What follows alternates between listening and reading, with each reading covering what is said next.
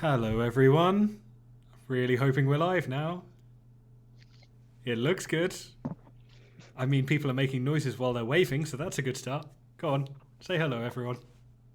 Hello. Hello. Yay! Voices! Oh, I can see the voices, they're coming through. Um, hello to everyone who is watching and who is in the chat. Just a quick thank you to Jejong's Cafes. And also to the games mistress, who has, for both of whom have followed. So thank you very much. Welcome on into the chat, Steel. So can't stay, but love all you beautiful people. Oh, that's very nice to hear. Okay, good start to the stream. So, for those of you who don't already know, what the hell are you doing here? I am Kirby Rawstorn, and these are the lovely people who have joined me this evening to play some Dungeons and Dragons. Oh, hi, Lux. Well, yes. Okay. All right. Lux is gone now, everyone. We can talk about him. So, Isn't he a wonderful person? he is an absolute He's so treasure. lovely. He's so luxury. He's so gay in space and a communist. I hear he's a communist too, yeah. Anyway. he's so space sounds like a compliment from like mid noughties or something. He's so space. Oh my god. OMG. Can't remember how to do it. How do you do it? Oh my god, that's it. No. Oh my god. Wow, this is how cool I was. Anyway, derailed before we even start, yet again. So, I'm Kirby Rawstorn, and with me we have Nummy Numbers. Hello, I am Nomi Numbers, and I am going to be playing Sorrow, who is a human war mage. She is magical, and she looks like she wants to hurt people because she does. Fantastic, thank you. We also have Tex. Hi, I am Tex. I'm playing Yaki, who is a drow cleric, who I don't know, is a bit of a weirdo, but occasionally nice to people. So redeeming qualities.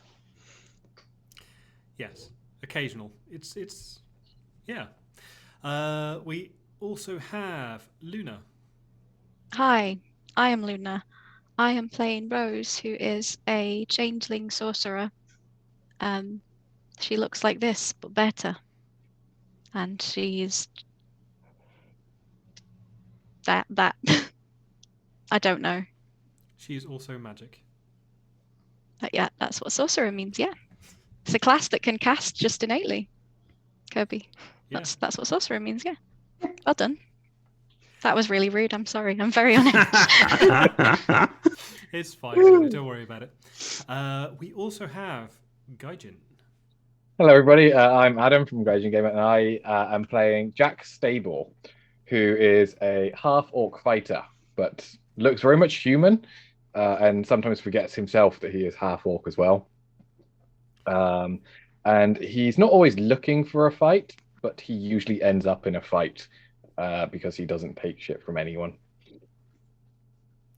Fantastic, thank you. D&D, where you play someone stable because you get to be an imaginary character.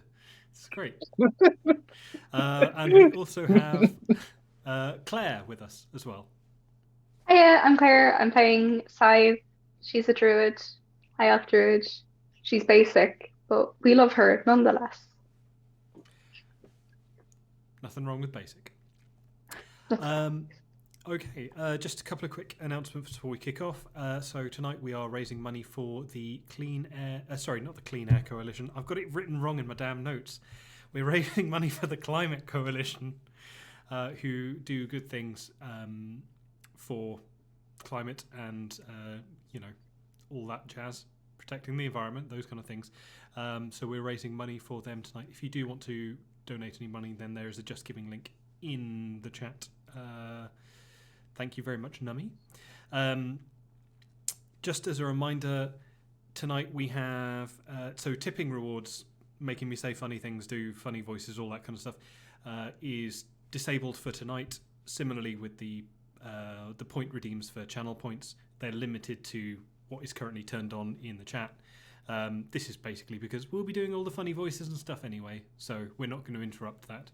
But if you do want to make any donations, I'll honour them for the next stream instead, if you want to do them now, or you can just save them for then. Up to you.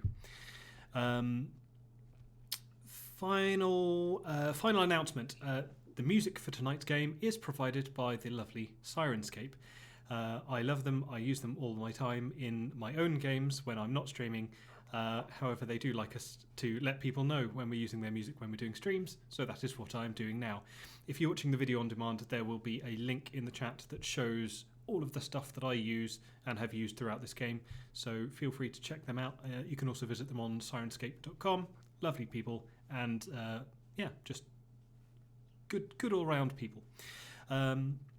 Okay, just as a quick hi, see we've also got Vera and Sammy. Welcome on into the chat. Gaijin Gamer, don't know what you're doing here. And also, welcome to the chat. Get Lizzie with it. Welcome in. Welcome to the game. You've arrived just in time. And Samantha J. Hey, Liz. Thank you very much. I'm going to stop announcing people from the chat now because we do need to get a mosey on. But thank you all very much for coming, and I hope you enjoy this evening. This evening? Sure, why not?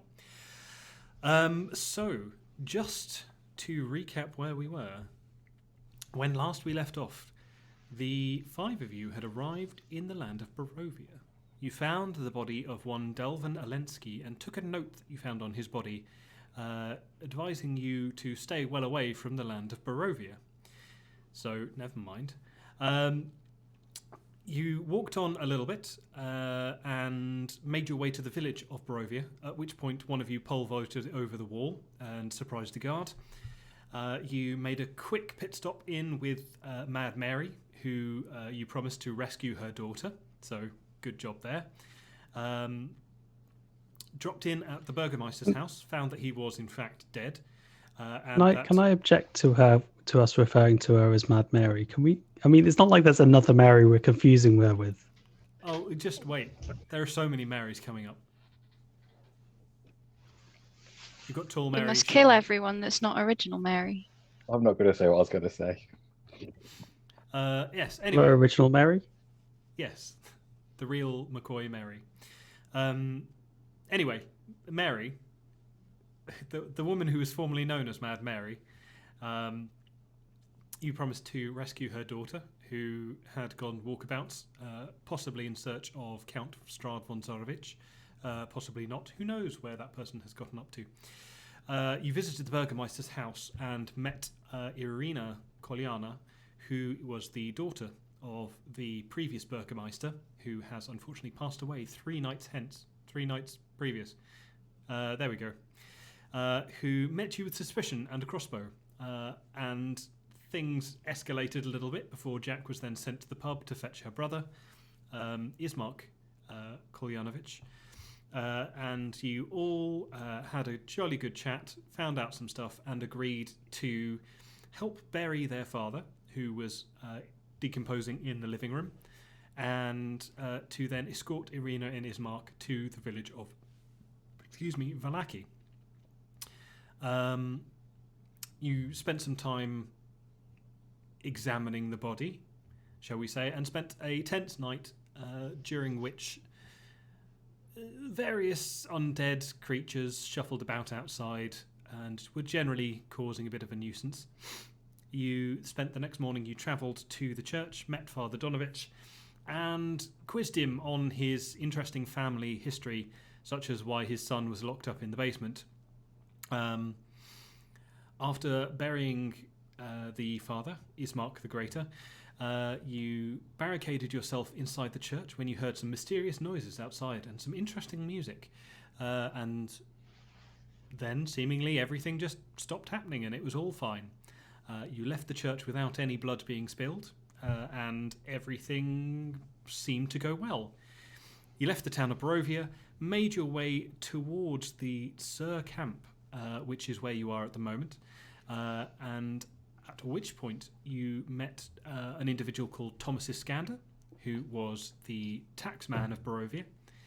And you also met Madame Ava, who gave you a reading and gave you some insight as to quite why you were there and what your purpose was, and how you might best go about it. Namely, that basically you find a number of various artifacts, that there is an ally that you can rely on, should you be able to find them, and where you can locate the evil Strahd von Zarovich when you are ready for your final showdown. And when we last left our characters, you had just received this reading, and all of a sudden the light in the tent flickered, and you were all hit with a sudden burst of memory. What happened is all of your heads suddenly spun for a second, and you were all grasped by a strange image that seemed both alien and familiar at the same time. Sorrow, you, for a moment, found yourself standing on a hard road surface, looking up, feeling the cold air just biting your face, essentially, just the wind whipping across your face, and looking up at this very high tower, but with a sense of awe and aspiration. Tower that, for a second, you feel is very familiar, and then the sense of why that is vanishes, but the image remains in your mind. Yaki, you see nothing except for a starless sky. Again, you feel the cold, but also, in contrast, you feel the heat of flame across your face. Not scorching you, but just the presence of a nearby fire, and you have this sense of internal accomplishment and a sense of freedom. Rose, you find yourself in your memory staring at the green grass. You can see your feet, and you're kind of stood barefoot on the grass, and in your hand you're holding this tiny, almost daisy-like flower. And you feel yourself concentrate on it for just a second, and it grows and blooms into multiple blooms with this flower. And then you focus on it even more, and you see it start to instantly wither and die, and you feel this energy enter into your hand from the passing of this flower. Sive, you are in pitch blackness, and you can make out the shape of a group of travellers beneath you, and towards them you can see a monster, a creature of all chitinous armour and hooked claws just tearing towards them. And you feel a surge of power within yourself, and the ground erupts around this creature, and these vines just entangle it and restrain it and pull it back from these travellers. They look up and see you and scurry away, and you have this sense of strength about yourself, and then all of a sudden that just fades. And Jack, you find yourself, it's not quite as a clearer memory, it's more of a sensation. You find yourself standing up from the ground, and you know that you're in an arena of some kind, and you can just hear the sound of cheering around you, and you have this, you feel bruised and battered, but you have this deep sense of victory and righteousness. You can't really see anything, but you just know that this is what you were meant to do, and that you are doing the right thing, and you're on the right path, and you've just got this sense of conviction in everything you're doing. And as all of these things flash into your mind, but a moment passes, and then you all kind of come back to yourselves, sat at this table in close to darkness, in front of an old woman who has gone from seeming very powerful to back being an old, grandmother-like figure. She's kind of like relaxed back into her chair a little more. She's pulled her shawl around her, and just kind of sat there and seems to be looking at you and smiling.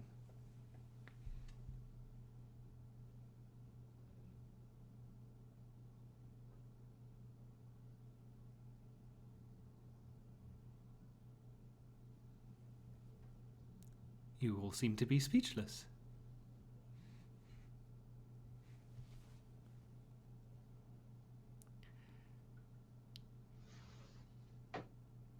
Somebody, please say something. You're starting to unnerve me.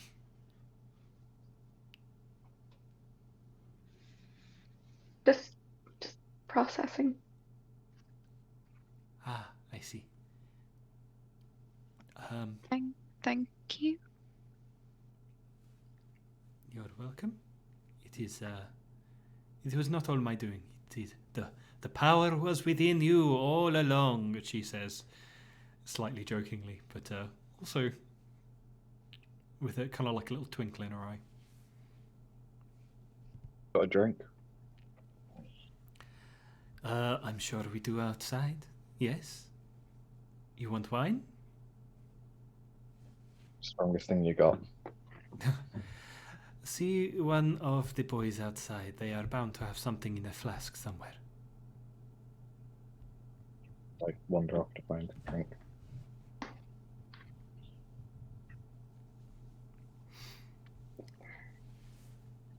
Very good. Okay. What's everyone else doing?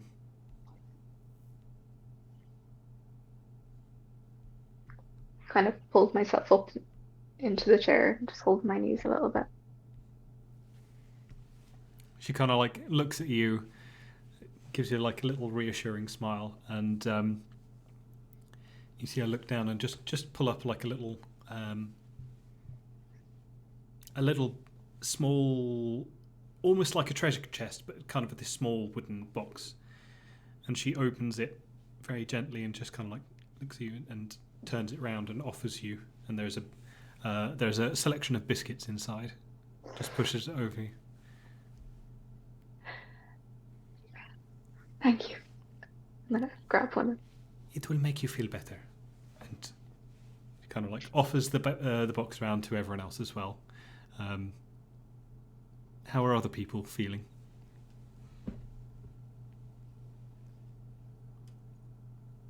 I'm gonna get up and walk out of the tent and find some wine and a nice sort of quiet place to sit.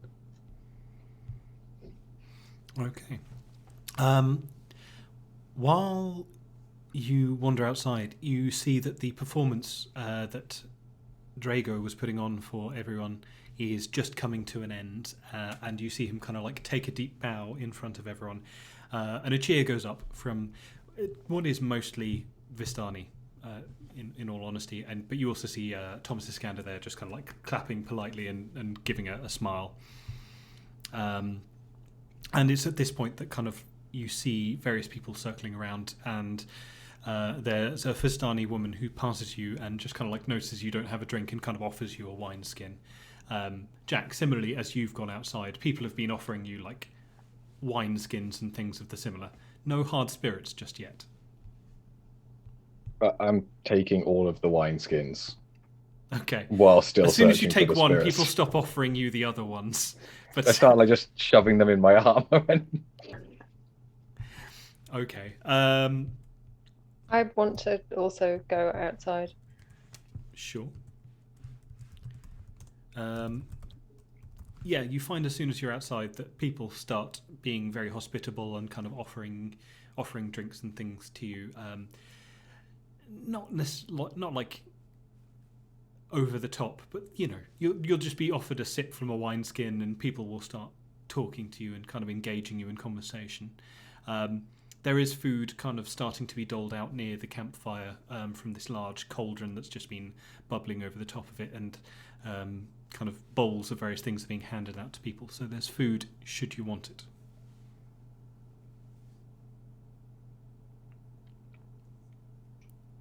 Rose, what about you? I would like to just sort of say thank you a lot to the lady and then go outside and try and sit near the fire where I'm not in the way. There are plenty of logs that they've got kind of like pulled up into like a circle around the fire itself, so it's very easy to get a space. There are a number of families and people kind of buzzing about, but they tend to be sticking nearish to their own wagons, and there are little groups, and they'll kind of like, you'll see children kind of run around and play in groups a little bit, and then adults will come and drag them back and so on. Madame Ava, meanwhile, kind of just walks over to you, Sive, and just kind of like rests a hand on your shoulder and says, "Are you all right?"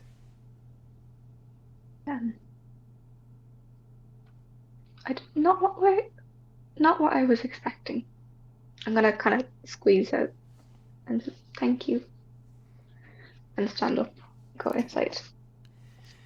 If the cookie doesn't help as much as I hope, then see Drago. He has a hip flask of the hard stuff, and just kind of like just ushers you gently out of the tent and just lets you be for a little while to process your feelings.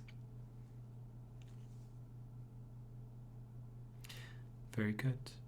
The night goes on, song continues, there are just musical performances, general entertainment, people dance and sing into the night, and you've got a general relaxed atmosphere, very different to the night prior. Kind of at some point, Sive, you see Irina kind of like eyeing you up and just kind of walks over and goes, was everything all right? Just got a bit of an idea of where I was and kind of want to know a bit more. Ah, interesting. I came here once when I was a lot younger, and yeah, got a reading of my own off Madame Eva. It was an interesting experience, isn't it? What was yours? It was nebulous. To do with my fate, freeing the land, and body out of time, and all that kind of. Is this in earshot of me at all? Sive, it depends. Were you sitting next to Rose? I probably would have wandered towards the fire. I probably wouldn't have been beside her, maybe like across, but definitely towards the fire. Okay. Earshot distance, but not like, she's not whispering, but it's not going to be perfectly audible. Are you trying to overhear? Not necessarily, but if I hear any of that, I'm just going to snort. Well, make a perception check.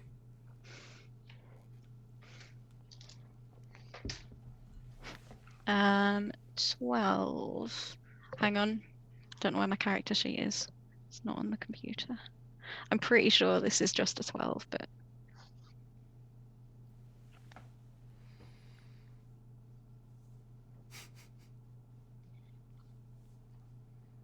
It is, yeah, it's just a 12. It's a 12. You catch snatches of conversation, like you can hear them talking, but you can't hear what the words are, kind of over the crackling of the fire. And at this point, Drago just sits down next to you and kind of just starts making casual conversation. Just, you know, being generally hospitable. So you kind of get a bit distracted. And, yeah, Irina kind of just turns to you and goes, so you got some of your memories back then? Got an idea. I got an image. There's not a lot of nice things in the world. No, it's a bit shit, isn't it? And enough about that. How are you doing? Well, this is the first cheerful night I've had in, I would say, about 12 years. No, it's not fair. It's the first cheerful night I've had in a good long time. Barovia, it wasn't always quite as dark as it was. It seemed brighter when my father was alive. But yeah. Then you doing okay about your dad? Yes, he took a turn over the past few weeks. We could see it coming.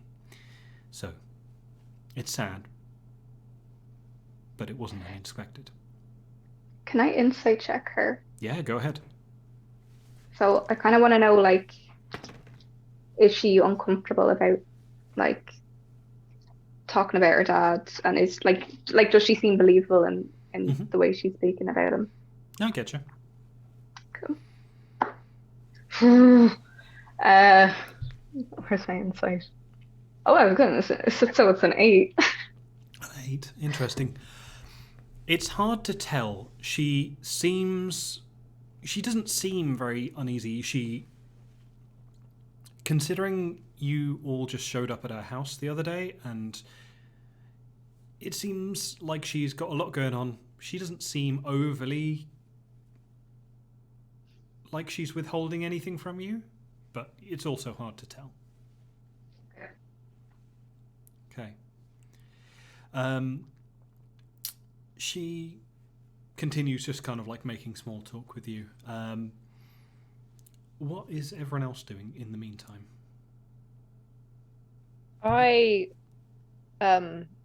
Having heard, I'm feeling, after the little bit of memory that I had, very much spurred on to move things forward, and I am interested in the card reading that Madame Eva gave us, and she said a couple of things that might be landmarks that are recognizable in the area, and I think that Mr. Taxi Man might know where Mr. things are, Taxi Man. because he's traveled all over. So he said to us when we spoke to him last time. Oh, you mean Thomas Iskander? Yeah. So Can- okay. The Taxi guy who is does not tax. taxi. Yeah, okay. Can I? Gotcha. Can He I does come tax. He's taxi. Yeah, taxi man. Can I Taxi come with a with Y, you, not Sorrow? taxi with an I. Yeah, Can I come with you as well, Sorrow? of course. Don't want to talk to this. Of course. Yeah, I would quite like to go talk to the man of taxes. There is something else that I want to do, but I will do that after. That's fine. You head over, and he kind of like recognizes you from before as the one who is slightly more distant, and just kind of like gives you a little nod. And as you sit down, he says, "Hi, Thomas Iskander." Just offers a hand. Yes, we have already met, like not that long ago. You said earlier on that you traveled quite a lot around here. Is that right? Yes, I have. Okay. I mean, between the villages, obviously. I'm interested to know about the local landscape and any particular interesting features that there are around. You don't happen to know or be aware of a graveyard on a hill, or any particular notable large trees in that kind of setup, do you? Sure. Make a persuasion check. Oh, dice. Okay. Yeah. Where are the dice? There's always fun. Okay. What? Persuasion. Okay, that's a total of 15. Okay. You see, like, at the mention of graveyards on a hill, you see him kind of like squint a little bit. You get the feeling that there are probably quite a lot of graveyards. Some of them may be on hills in this vicinity. At the mention of a large tree, he goes, okay, and just thinks for a second. He rummages in his satchel that he has next to him and pulls out a piece of parchment on which you see a map. And he says, okay, you're welcome to keep this, by the way. I don't really need it anymore. I've travelled around enough that I know all the roads. And he says, and he kind of like gestures to all of things. These are the main 3 villages. There's the castle. And he kind of points down to the mid left-hand side. He says, this is the only one I can think of that combines both a big tree and a graveyard. It's a bit of an old off the beaten track kind of place, but that might be your best bet. I'd be careful though, because in that's kind of a rough area. I mean, it's all kind of a rough area, but even I don't go there lightly. Not that I have much cause to, because there's nothing really for me to visit. It's not civilized, so there's no tax. But there's some wild individuals, shall we say. They've people who live in the hills tend to congregate around this area. There's a large burial from, I don't know, must be a tribe long past or something. But I know that there is a tree that they hold sacred there. That'd be my guess. It's a hell of a journey, though. He kind of like points, and his finger traces the map, and you see him trace basically like all the outline of these roads, and then kind of down. You could kind of cut across. There's a mountain range, and then there's another mountain range, and I wouldn't advise cutting across if I were you, but maybe you could if you wanted to make it a little bit quicker. But no offense, you'd probably die. And he kind of just he starts considering the options. Says, anyway, yeah, sorry. Feel free to keep that, and just Thank hands you. it to you. I will. Why the interest in the big tree if it's not too personal a question? Because I really like trees. Very well. I respect Thanks the very study of nature. much for your help. Yes, that's right. I love nature. Yeah, thanks. Nice to talk to you.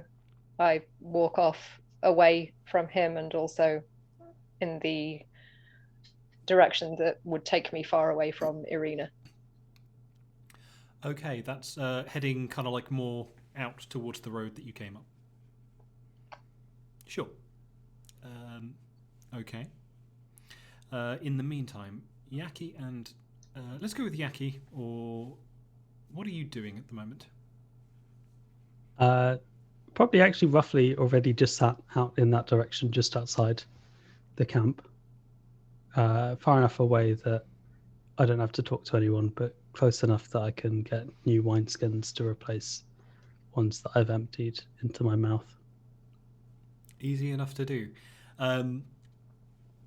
You kind of clocked a Vistani who's kind of rotating around, and that you've kind of caught eye contact with them several times now, and they've kind of got into the habit of bringing you a wineskin every time yours is looking close to empty, and you see them like dance up, and they're going around everyone and being sociable and clearly on some kind of dinner duty, and just will kind of whisk your wineskin away and hand you a fresh one, and yeah, that's reasonable enough. And you see Sorrow walking in your general direction, but she kind of presumably spots you and veers away.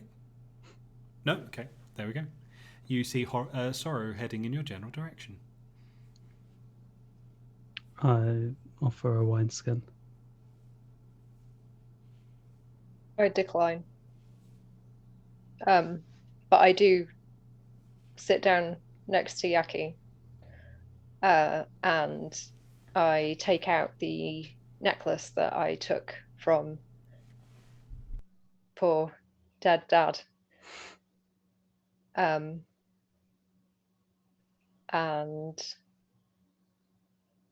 I will just hold it out to Yaki and say, what do you make of this?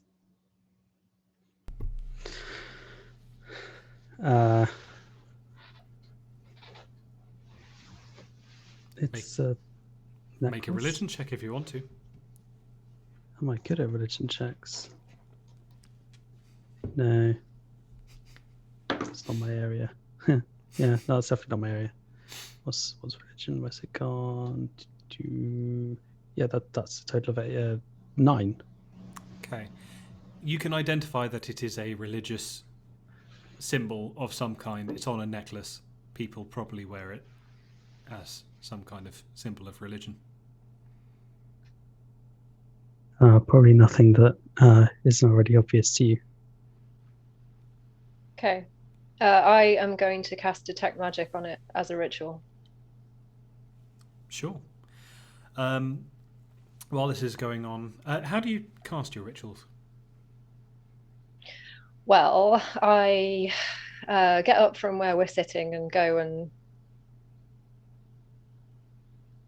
find some small woodland creatures and then cut them open and then probably spread the blood around. And then I'll start thinking about what I'm going to do for the ritual. Which is probably just a lot of chanting. The reverse Snow White. I've got you. Sure. Okay. You spend 10 minutes slicing animals and chanting. And Slicing animals is just for fun. Oh, okay. Just to be clear. Very well. You spend some time chanting and kind of focusing on this necklace. And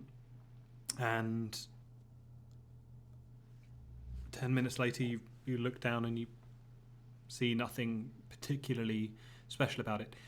There is a certain aura about things that have like a religious connotation. So, for example, you know this. You've met religious casters and things, and people in the past where they use like a religious symbol to cast magic through, and that symbol is not necessarily magic itself, but it kind of gives off a little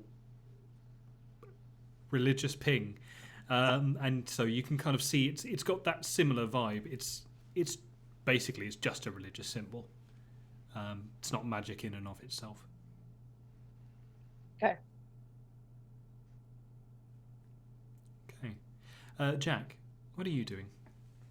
So Jack, after his memory and a couple of drinks, it's sort of wanting that feeling of being cheered on. So he's gone outside and by this time has dusted his way through a few water skins, and is deciding he wants to try and show his prowess by throwing water skins into the air and trying to shoot them with his bow and arrow for the crowd's amusement. Wineskin clay pigeon shooting. Yeah. Right. Okay.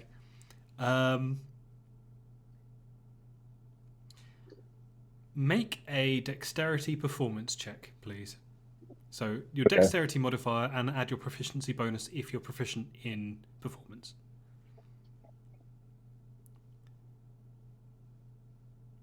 9.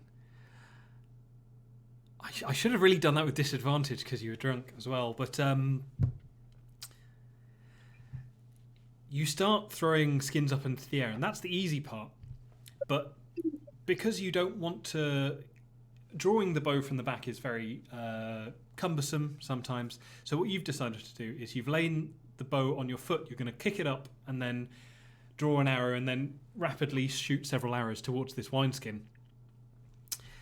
What happens is you do manage to kick the bow up, but unfortunately it hits you in the face.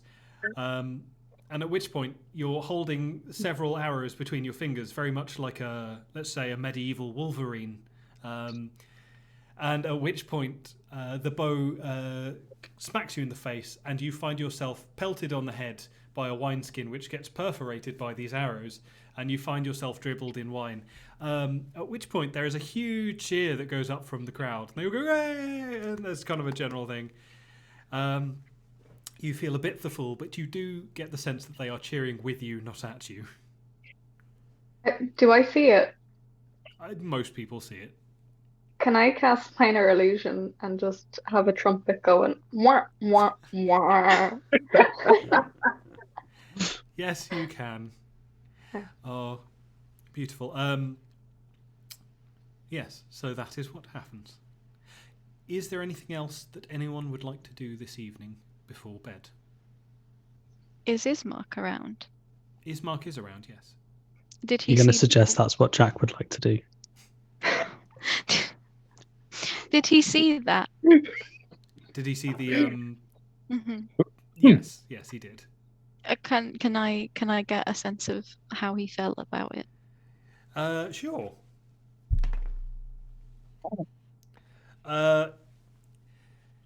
You kind of you see him smile a little bit, but he doesn't seem overly amused. Like,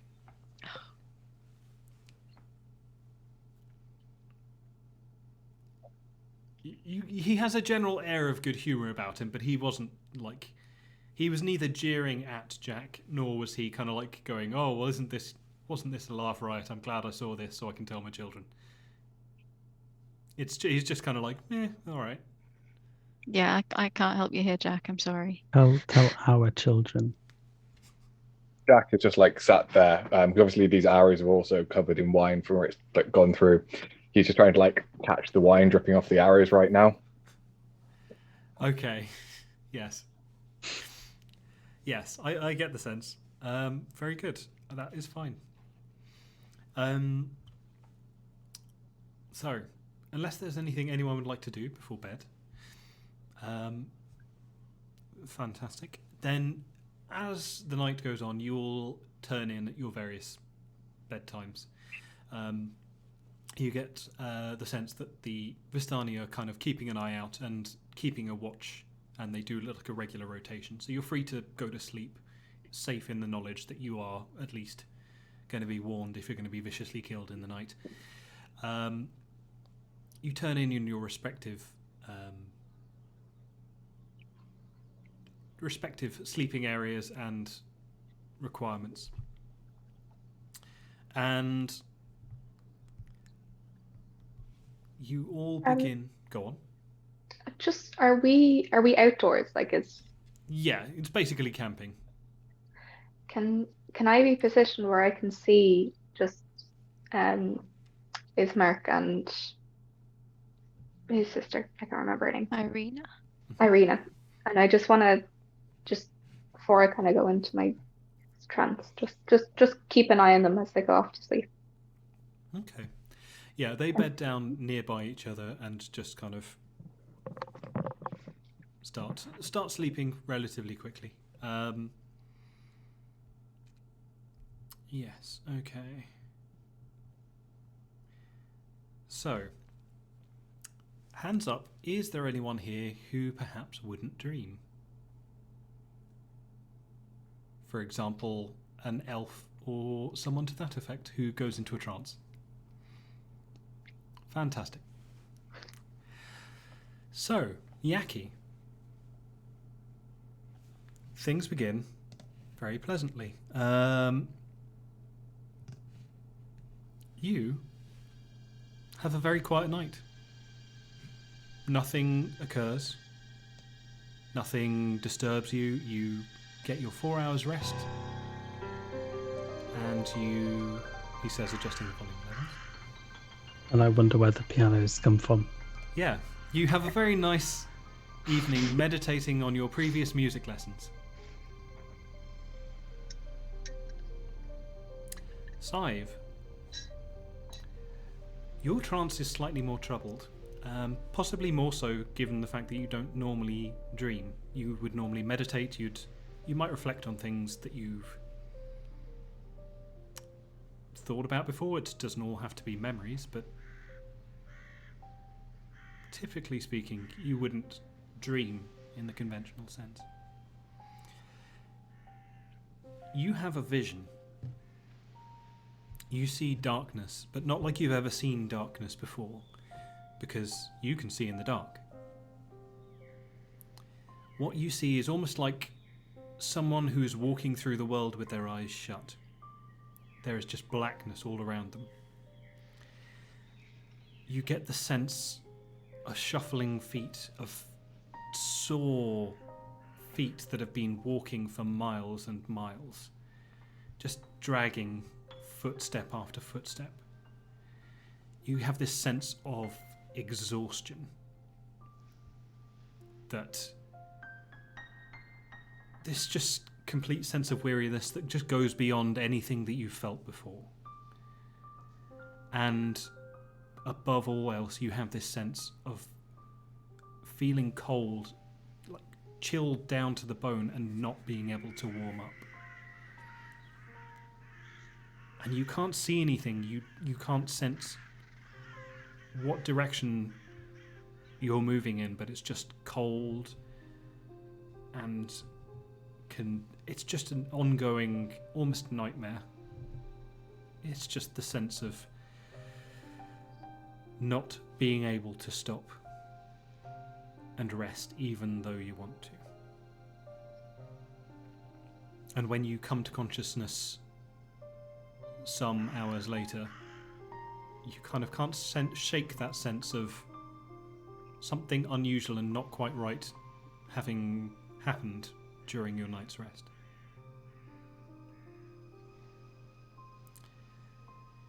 Jack, you are slightly more used to dreaming. Your dream is not... it's not quite so unpleasant. You find yourself walking through a very dark wood, through what would be described as menacing trees. There are hoots and hollers of various nighttime creatures all about you. And you see in the distance a large tree. And you know intrinsically that that is where you are headed. And you have this odd sense of dread. You can't turn away, you can't change your path, but you are walking in that direction. And that is the only place you can go. And as you enter into this clearing where this huge tree is, you can see that it's not normal. It looks like an old oak tree almost. But where you would normally expect to see, say, knots and gnarled bark, you see that there's this dripping liquid kind of flowing across the bark of the tree. And what takes your attention more is the large black horse that is stood tied to the tree.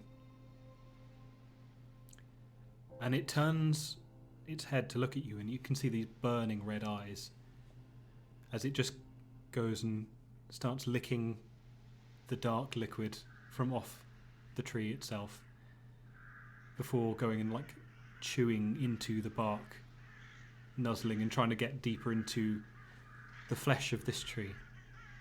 And you have this very unsettling feeling that this is not a normal horse.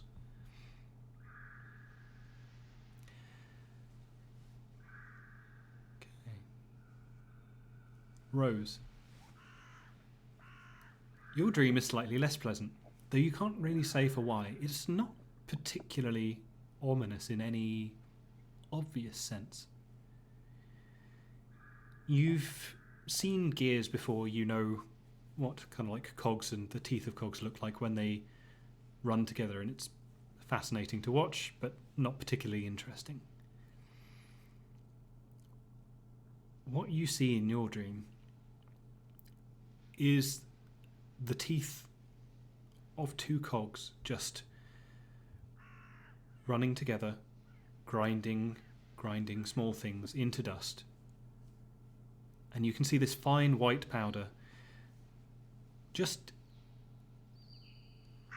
grinding and kind of being ground through the cogs, and you see it run down onto this lower platform where a large stone wheel just grinds it into an even finer powder. And you think, you must have seen this somewhere before. It looks like someone grinding flour, but you have this very unsettling feeling that what they're grinding probably isn't flour. You awake feeling slightly disturbed, but mainly confused.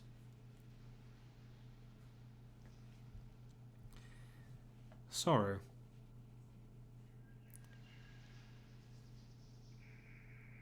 You dream of a campsite. a very familiar looking campsite. You see the entrance that you've walked through, except it's nighttime now. And you walk through this campsite looking at all of the familiar looking Vistani all asleep outside. You look over and you see Sive.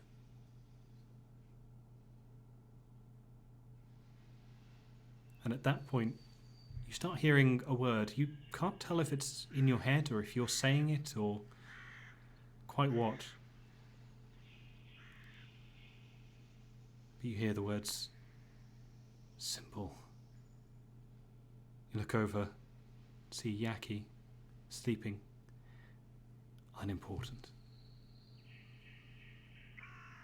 You look at Jack, weak. You look over at Rose, disposable. And as you start walking through the camp again, you hear the words, fuel for the blood machine, meal for the bone grinder. And then you see you, asleep on the grass. And you hear the words, promising, powerful, potential. And as you hear this, you look down and you see a hand reaching out towards you or your sleeping form. But it's not your hand. And the hand, as it extends, you see not fingernails, but long, sharp claws. And they go to reach towards you. And as they almost brush your skin, you jerk awake and take in a deep lungful of air, looking around, seeing nothing but the faint light of the morning.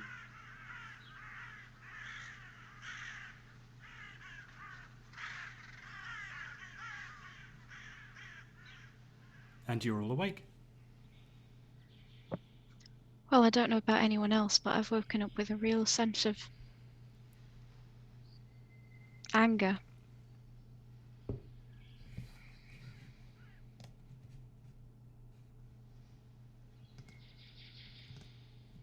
I'm going to walk over to where Irina and Thingy are, whatever his name is. Ismark, yes. That's the one. Do they look okay? Yeah, they look fine.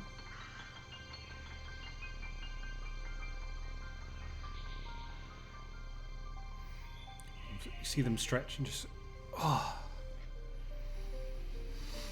Morning. Oh, Didn't and have you any visits then? No, not tonight. No, I didn't think so. No. She kind of just looks at you a bit confused. And you see just Ismark just there and sort of sits up and goes like, oh, my head. Oh, I think my jaw's going to fall off.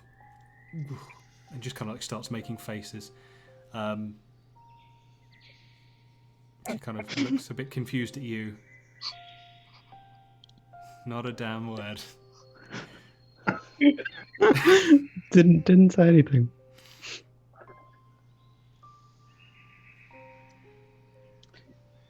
So. Oh, that's the point. In the 4 hours that I was awake, Mm-hmm. Just sat by the fire, did I hear Jack or Ismark going into the other one's tent? No, everyone's sleeping outside, and they are in the places where they were left when they went to sleep. Okay, fine. But thank you for checking.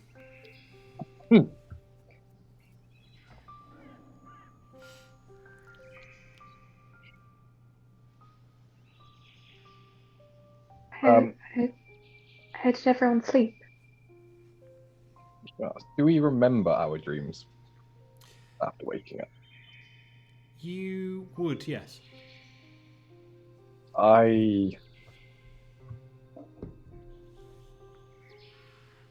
tell everyone around the fire that I've seen the tree.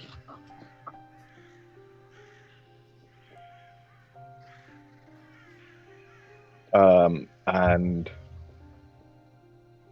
it doesn't seem right. When did you see the tree? In my dreams.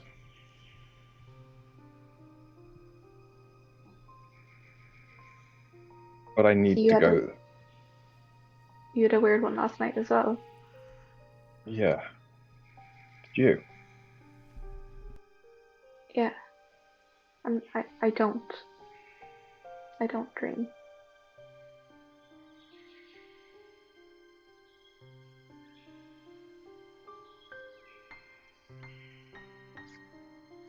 I feel the need. Something pulling me towards this tree.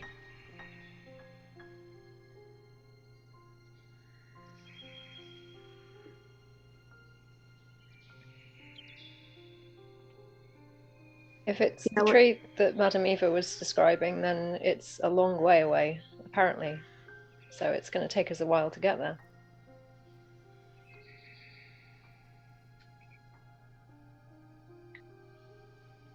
Do you know where it is? Yeah, I take out the map and I show them where the man of taxes, the taxi man, marked it onto the map. Very good. You circle Yes. your finger around the tree area, and people are all familiar with how far away it is. Well, presumably we know where we are, and like the villages are on the map, aren't they? Yep. Yeah, and I'm gonna point at kind of Valaki, well, kind of trace along. It's like, well, we're following the road anyway.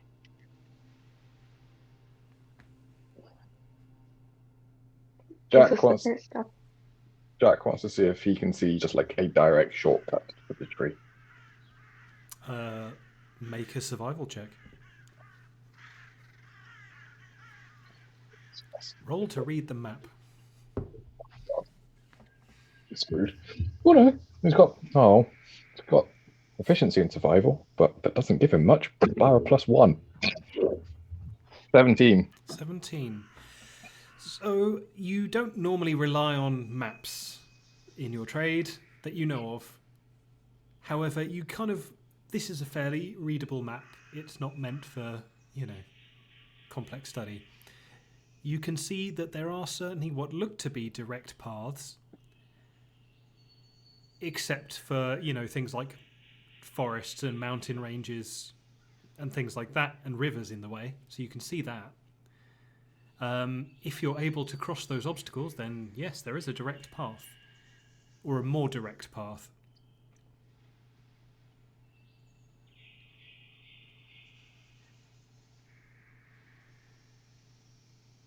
Is there a mine through the mountains that we could go through? Not one marked on the map.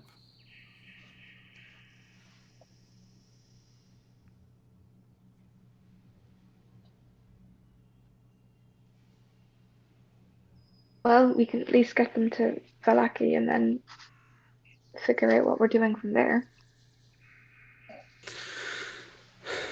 Yeah, that makes sense to me. I think we should see if we can, either here or possibly when we get to Valaki, ask people about the other things that Eva told us about. Yeah.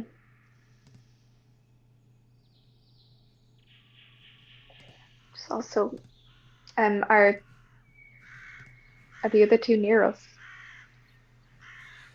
Apologies, I was just dealing with someone who was offering to make me famous.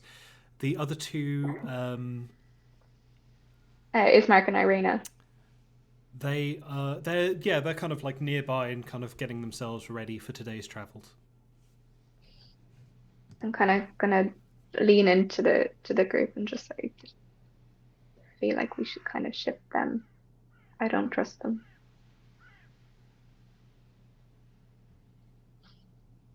And then kind of a bit quieter, I'm gonna say, when we were leaving, the town.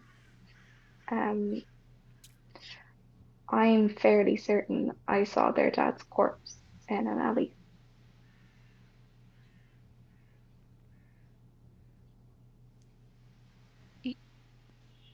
Like moving, like a And he's just. dead, but not in the coffin. Didn't we? After we Check. took it to the graveyard. And then I wasn't sure because after that, I don't know, I wasn't sure if I saw it or not. And then that whole weird thing when we saw Jack that disappeared. But everything seems a bit odd.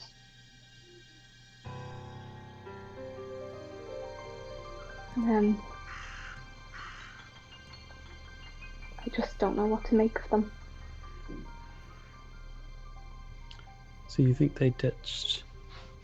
I don't know what I think. I just know what I saw, and it could have been for another reason. I don't know. I don't know whether to say it to them, but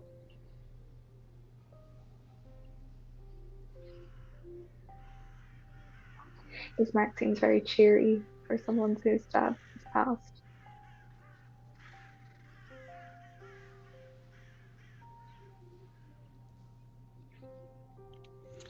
Well, we agreed to take them as far as Valaki, didn't we?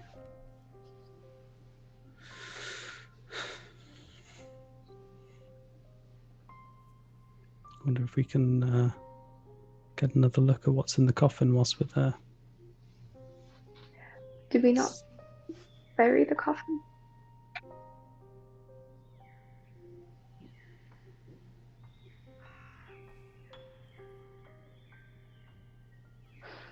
Yeah, you buried the coffin in Barovia. Mm. That was what the Oh. funeral was for. Yeah. So it was after that I saw.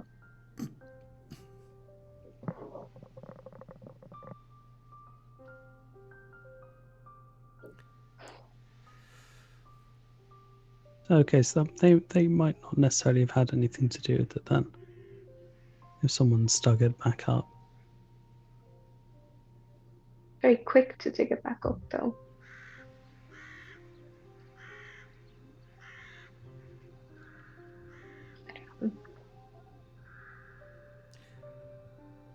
It's at this part that you hear Ismark call over to you. All right, I think we're about ready to head out. Are you ready to go as well? Yeah. Sure. Great. It's unfortunately it's a bit of a trek. He kind of like points back to he points west and up, and you see that kind of above the camp, about 1,000 feet up in the air, there is this large stone bridge that crosses the cavern that lies next to the pool. And you see, he says, unfortunately, the way to that is rather long and arduous. It's about a 4-hour walk. So if we want to make our next stop by nightfall, we should probably start making a move.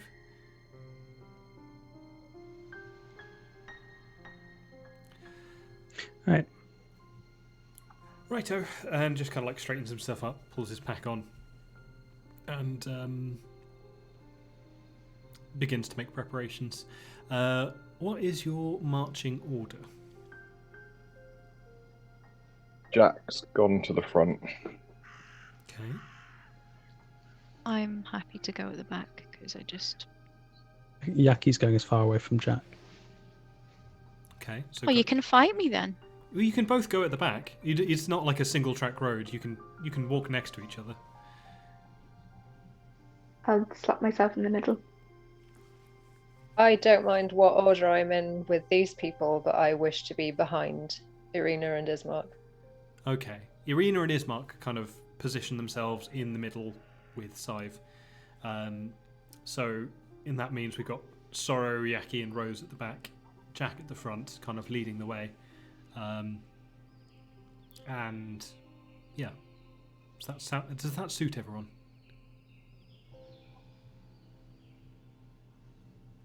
Okay. Jack, would you like to make me another survival check, please? Guidance. What does guidance do? You get a D4.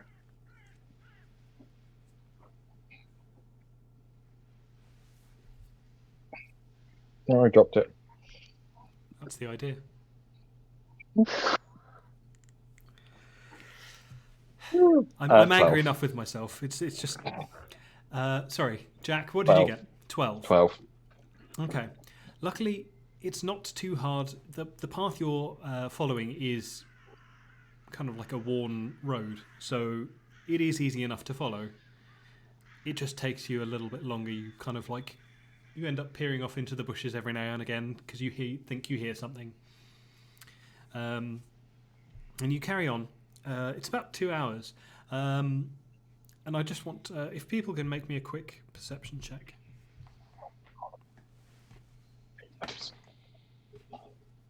Oh. I got a nat 1 -1. Good thing you're at the front, meat shield. I got 16. I also got 16. I got a 14. Okay. 10. Okay. Scythe and Sorrow, you both pick up on this at pretty much the same time. You're walking along, and it's not quite a familiar scent. It's in the sense that it doesn't sound like a decomposing body, but you are familiar enough with the scent of death to know what a freshly dead body smells like. It's a lot more of a subtle flavour, so it's harder to pick up. Rose, as soon as you kind of like see them, like the heads snap round in the direction of where this scent is coming from, you also kind of sniff and then instantly kind of pick up on it as well. Ismark kind of just casually walks on, as does Irina, and they both seemingly oblivious to what's going on.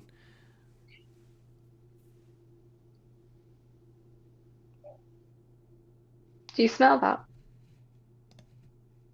Yep. Can we tell where it's coming from? You've got the general direction. It's off the path to the right. I want to go and look. I'm Okay. just going to shout up, hey, Jack, Arena, just hold up a sec. What's going on? You turn around and Jack, Ismark just kind of like walks straight into the back of you. Oh, sorry about that. I hold up my lantern like barricade. He turns round. Yeah, Rose, if you'd like to make me an investigation check, please.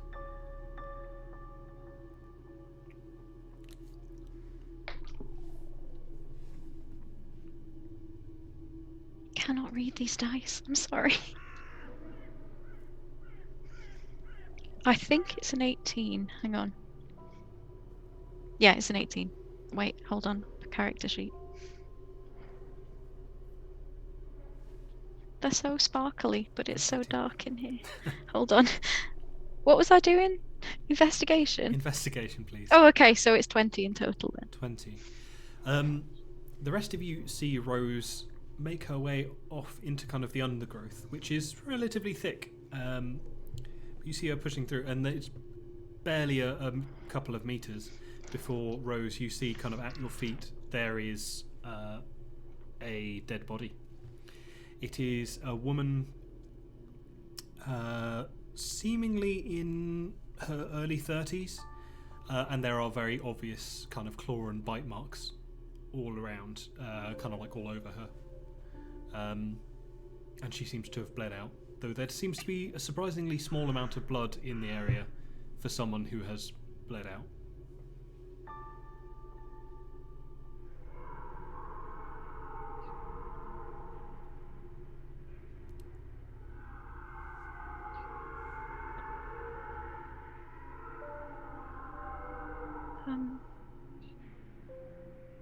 Is anyone else here, or? I mean, they can see you. You're about 2 meters into the undergrowth, Oh, okay. but they can't see what you can see. There's a body. I'll It's a walk over. person body. Can I see if I can tell how it died? How they died? Yeah, make a medicine check. Rose, from your investigation check, you also have a pretty good idea. It's 30-20. 30-20. Yeah, you can see pretty much exactly the same. This person has died. The size of the lacerations across their body should be consistent with massive blood loss, though there doesn't seem to be a huge amount of it. Like, the body isn't pulled in it. So you're pretty sure they died of blood loss, but also probably not right here. Can we see, like, potentially if they were dragged here? Like, is there anything to indicate, like, where they came from? Like, if the body was moved here? Like, is there any lines in the dirt? Or...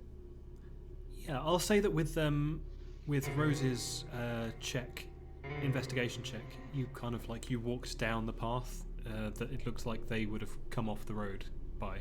So you can't see from where they came on the road, but you can see where they entered the woods.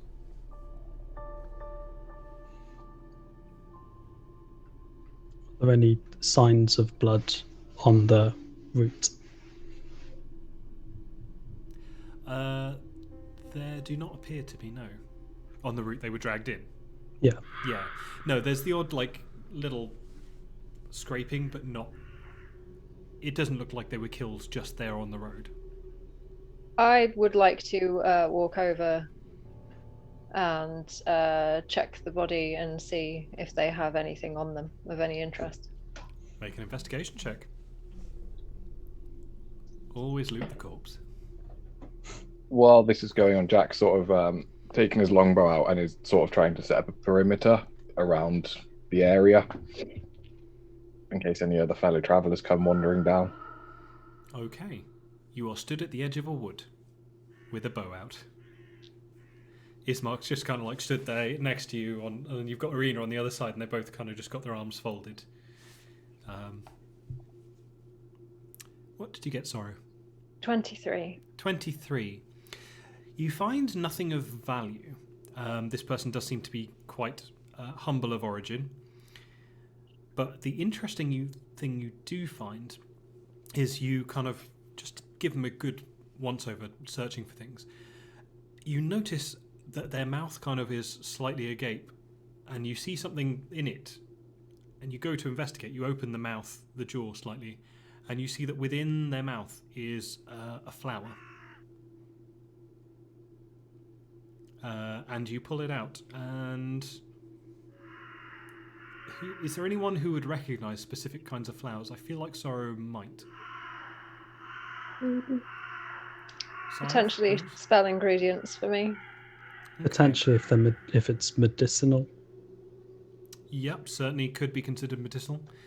I Okay. don't know if Jack as a wanderer would. I think I'm proficient. Memory of with maps and herbalists. geography and different types of things. Okay, you all instantly realise. No, I think I'm proficient Fair enough. as a It's- herbalist. No. Yeah. It's not an uncommon thing, so you don't need to roll for it. You all recognise this.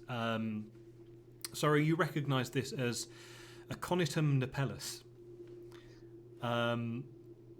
You all kind of know it under various different pseudonyms. I feel like that's the wrong name, but wrong word even, but never mind.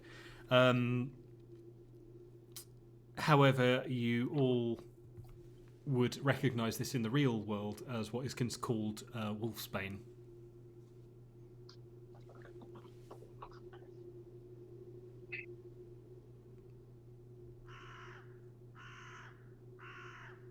And we would know that it does. It's a. Should I say or No, not? by all means. It's a folklore remedy against werewolves and mythical creatures, and I guess vampires as well. But werewolves is what I associate it with. You would also know that in this magical world of magic-y good times, there are some truths to this. It's in our world, it's folklore and myth. In this particular You world, hope. it can be useful. Well, I will just hold it up and see if anyone wants it. It didn't seem to do them any good, so Exactly. I'll still take it and pop it in with the rest of the flowers in my hair. You never know. There isn't much slobber on it. You're fine. I'm a druid. We a bit smelly. Okay. Very- Can we do something about the body? Can we make sure it looks a bit dignified? I can set fire to it if you want. Oh, I mean, Oh, you didn't mean that. Okay, I sorry. didn't mean setting fire to it, but Jack slowly puts his torch away. I will say, in a place where bodies have a tendency to maybe come back, it's probably not the worst idea. it's not. can I use cleric thing to see if we're in the presence of undead? Yeah. What's the range? 60 feet? Okay. Yeah. It's just a thing that but- happens, isn't it? Yeah, it is, and it's 60 feet so long as they're not behind cover. So if there's anything hidden, I wouldn't necessarily know that. Okay. You don't see anything in the immediate vicinity, and this corpse in front of you does not give off the stench of undead. She doesn't seem to be undead currently. I don't think she'll come back. I was going to say, you as a practitioner of, or at least a student of magic, would know that there are various different ways to catch undeath. Sometimes it's the zombie bite, but also sometimes it's the necromancer who comes by 500 years later and raises you from your slumber. So currently they're fine, and you would know that. That's fair, and I'm also not too worried about necromancers that come back 500 years later. Have I looked at her for long enough that I could make myself look like her if I needed to? Yeah, you pretty much only need a glance to get a good sense. Okay. Does she look Vistani by any chance? Not obviously. The Vistani people that you've seen have all been wearing quite bright and colourful clothing, and this woman seems to be dressed in quite drab browns and earth tones, and covered in mud. We could see if Arena recognises them or is Mark. They wander over and kind of give an experimental peer at this person.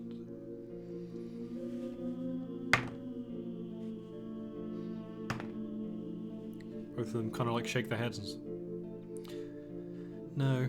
And Rena says, well, I haven't really left the house much in recent years, but can't say they look familiar. That said, most of the people in Barovia are all kind of stay inside their houses a lot, so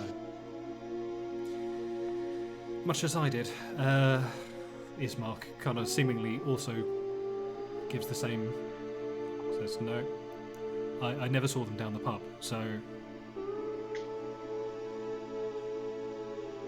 Fair enough.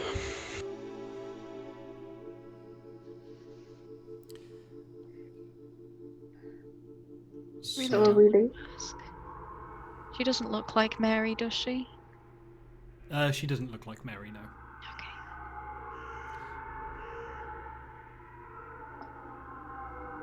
Rose, did you want to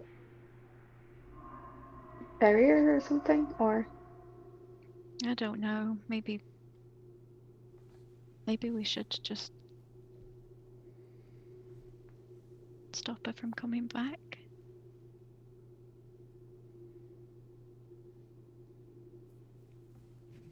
I'm not opposed to it. And I'll look at Sorrow. I mean, it's the only way to guarantee it, right? Can I at least make her look dignified? And Oh, sure. Yeah, yeah.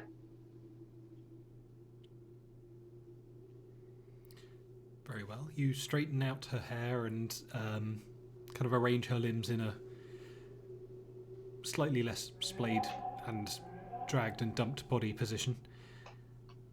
Where exactly are you going to? Are you just burning her where she is? Yeah, I'm not going to carry her anywhere. If someone else wants to move her, they can. Jack wants to build a fire break around her so we don't accidentally set fire to the entire forest while trying to burn the body. So I will point out you're in quite dense forest at the moment with quite a lot of underbrush, so you might need to. Make a fire break. I can lift her out towards the road if we want to get out of the thick underbrush at least. That might be the quicker course of action. Is all I'm thinking. Otherwise, forest fires, they're bad. Fair enough. Between the group of you, you kind of bring her closer to the road where it's easier to create such a fire break. So it's like igniting the stove with I'm assuming you're using firebolt. Yep. Yeah. Firebolt is like a blast of concentrated energy, so it takes a couple of clicks to get it going before it really turns into a blaze. But soon enough, there is the start of a smouldering fire, and they are contained within a fire break. You feel reasonably sure that you can leave this to burn out on its own. What is the road just like a dirt track? Close. It's the kind of it's that kind of like hard dirt and stone track that's clearly been walked 100 times. You know, wagons might have gone here at some point, but it's not like a muddy track, shall we say? Okay. I just thought maybe we should just leave a message for people coming this way.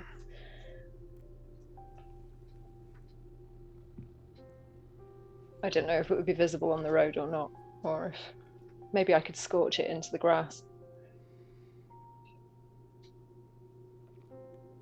Sure, if you want to try.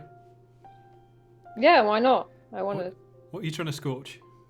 I want to right turn back. Okay. Turn back in a burnt body is a pretty good deterrent.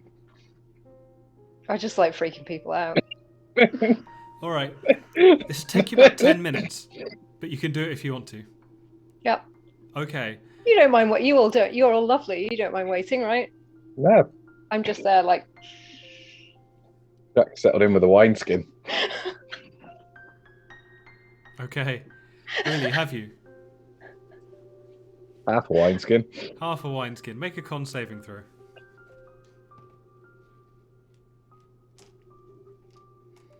That is where's my constitution?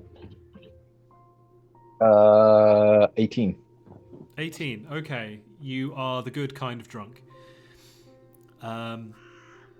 So you scorch your message into the kind of like the grass at the side of the road, so it should at least be visible for, I don't know, as long as it takes for that grass to grow back. So a little while. Eventually it will kind of grow into a weird message that no one will be able to understand, but for now, turn back. Okay. You carry on down the road. And about a half an hour later, you find yourself walking down this road when all of a sudden you hear a voice call out to you from the left. And this voice calls out and says, "Well, hi there. Whereabouts are you all going?"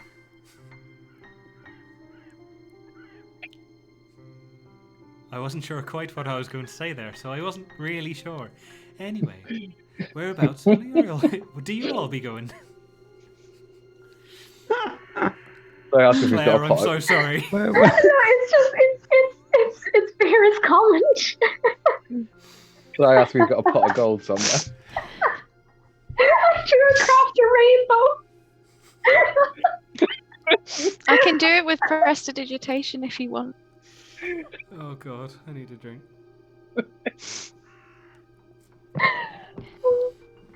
You look at the side of the road on a fallen tree. There's a woman sat there. Certainly not quite as destitute as this other woman who you encountered earlier, but by no means like regal. Just your typical wearing common garb, but seemingly sat very calmly, patiently, just watching the world go by. Calls out to you. You having a good journey? Bit dangerous out here. Yeah, I've been reliably informed that those don't exist here. I mean, we've only found one dead body, so I That's a good guess so. start. By standards around here, that doesn't seem too bad. Yeah, you know you haven't woken up right until you found at least 3 dead bodies. Yeah. So where are you Many going? more up ahead. None that I've seen. Why are you on this log? Oh, I'm waiting for my friends to come back. How would you describe your friend? I describe them as being over that way, and she kind of points off into the forest on the left side of the road. Not the direction that we've come from. No, kind of like almost the opposite. Okay, that's fine. How long ago did your friend disappear? Disappear? Oh. I mean, they went off in a group. They're probably fine. About It's 2 hours ago? I don't think it's the. It could actually be the person we found. I mean, it'd be very unlikely. Why'd they weren't leave you wearing here? the same kind of clothes. Sorry. Who, Rose, what was your question? Sorry? Oh, I wasn't. I was just saying they weren't Good. wearing the same kind of clothes. No, they're like similar-ish, but the corpse's clothes were in worse nick, and not just from being killed. She goes, "Oh, I wasn't in the mood to ramble through the forest today. Thought I'd stay by the road, just have a nice little sit down for a while." Why did they go in the forest? Go for a bit of an explore. What else is there to do? You come here regularly, do you? Oh yeah, all the time. And usually you just go and wander around the forest with your friends. Ah, they're hunters and foragers. Well, I'm a hunter and forager as well. But, yeah. Today, See I'm just any- having a lazy one. See any wolves normally? Sometimes. You know, you don't want to get too close. How many friends are in your group? About 5 or 6? 5 or 6? You can't remember how many people were here. I'm just... wasn't planning on giving you an exact answer, but yes. 6 then. Alright. Why weren't you going to give us an exact answer? Because I was answering a question off the cuff. This NPC knows exactly that there were 6 and said so. This is just me, the DM, saying as much. Anyway, my mistake. There are 6 in our group. Why do you ask? Just interested. Interested to know why you would sit out here on your own and your 6 friends go off into the forest. Just a lovely day, was all. I wanted to take it easy for a change. Do I believe her? Make an insight check.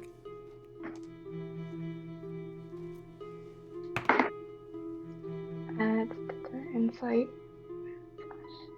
Or 16. Okay. Seems on the level.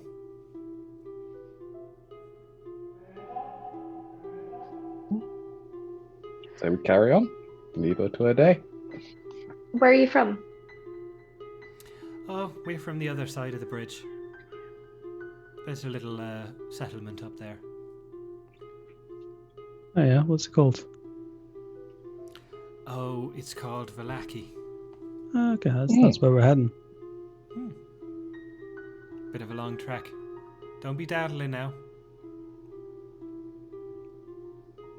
We'll say hi if you make it back. Oh, always do. Anyway, hopefully see you there.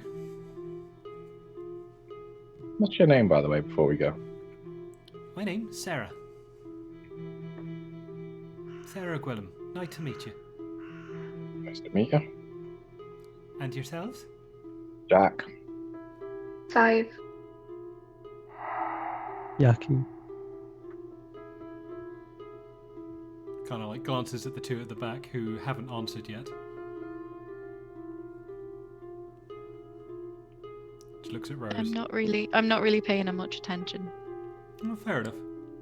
Kind of just accepts that. Just fair enough. Don't stray from the roads now. Stay safe. That's strange advice for someone who was, in theory, going to stray from the roads. It's different for us hunters, right?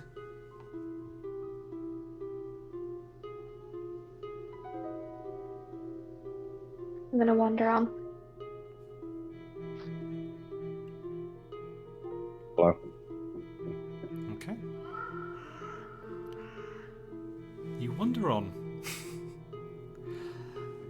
It is not too long before you arrive at a bridge. This is the bridge that you saw from the Sir camp itself. And it crosses this steep ravine. To the left of you, you can see this huge waterfall, which you could only see from a distance when you were down at the camp. Kind of skitters down the side of this mountain range. Not a particularly impressive waterfall in and of itself, but the huge chasm that you have to cross kind of puts it more into perspective. And at one side of this bridge, you can see that it's relatively well maintained and that it probably sees a little bit of traffic. However, at the far side, you can see that on either side of the bridge nearest you, there are these kind of spaces where something used to stand, but it looks like these structures have been smashed or destroyed or something to that effect, like some kind of ornament. And at the far side, you can see facing you, stood on either side of the bridge where these smashed ornaments seem to be, there are a stone gargoyle set on each side of the bridge.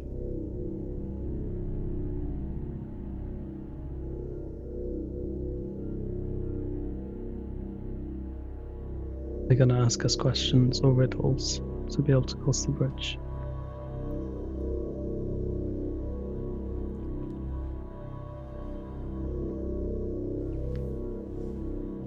You just walking across? I look at Irina and Ismark and see what do they look like. They're kind of taking their leads from you. They look around and just kind of give you a little shrug. I don't know. Jack started walking. Okay. Jack, you make it about halfway across the bridge before you notice that the mist has started drawing in. The rest of you have also noticed this as well. It's not drawing in so that you can't see anything, but it's certainly become noticeably more misty.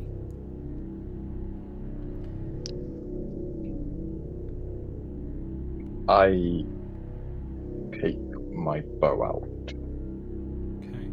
and carry on. Have Irina and Ismark followed? At the moment, only Jack is the one crossing the bridge. So is everyone else also crossing as well? Why are they not following him? We've been walking in an order where they were next this whole way. And I want to ask them why they're not following him. I'm just staring at the two of them expectantly, like, Yeah, that's the kind of... go.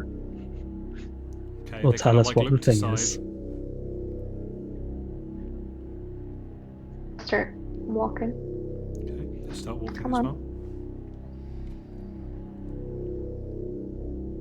Jack, as you reach the middle of the bridge, make me a perception check, please. I hate these. 5 minus 1, 4. Okay. You keep walking. Sive, Irina, and Ismark reach roughly the middle of the bridge. If you'd like to make a perception check, please.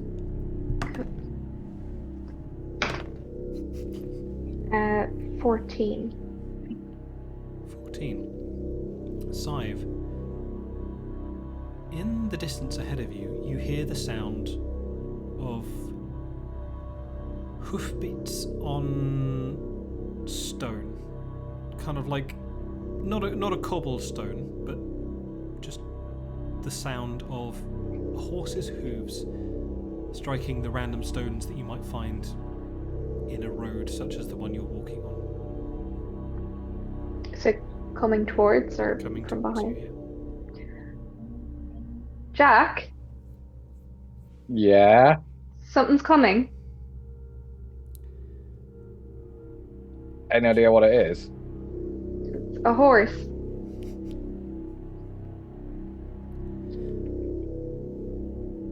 At this point, has Jack got any? Like, Jack's obviously seen a horse in his dream. Jack knows what a horse is, yes. He knows what a horse is. Has he had like any recollection in his memories of his past with horses? No, you've got this. You had a brief sense of like an affinity with animals, and you don't have any direct memories going like, oh yes, I remember the horse that I raised when I was 7. But you've kind of like, you have this weird nebulous sense that you've got a connection with animals of some kind. He stops.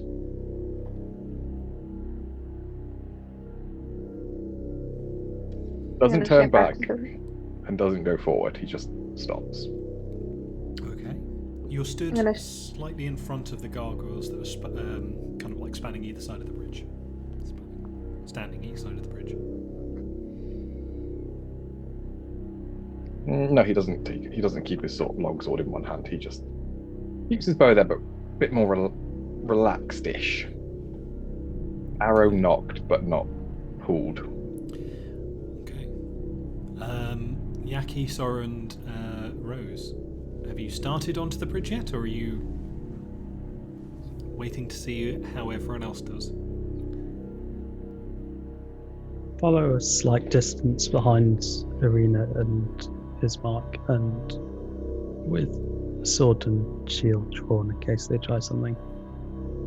Okay. Yeah, I would probably have gone just after you then, because I just kind of want to see. I was expecting something bad to happen to Jack, and I wanted to see it, so probably staying like within visual range. Yeah, you're about a third away across the bridge. You can all see each other.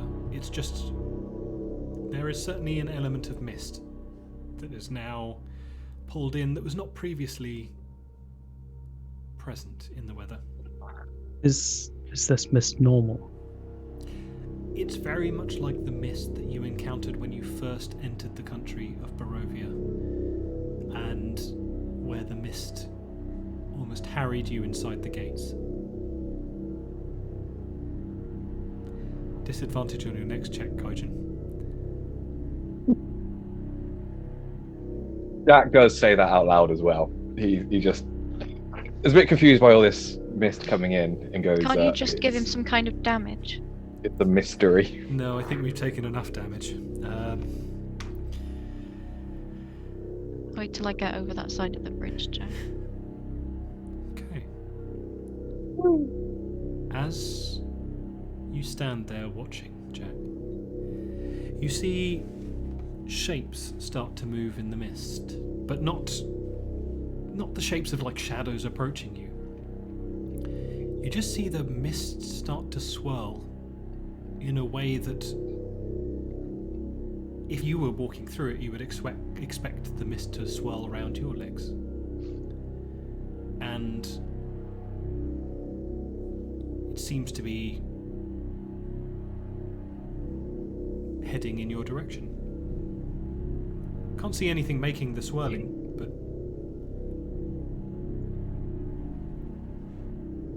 How are Ismark and Irina reacting to this? they can't see anything at the moment. Only Jack can see what's going on. Oh, okay. Can I determine anything from this mist other than it's just coming towards me?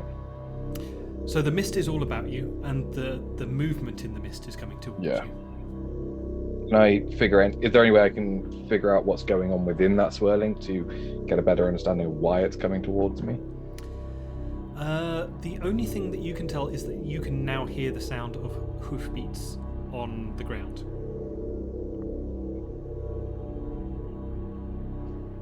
The sound of a shod horse.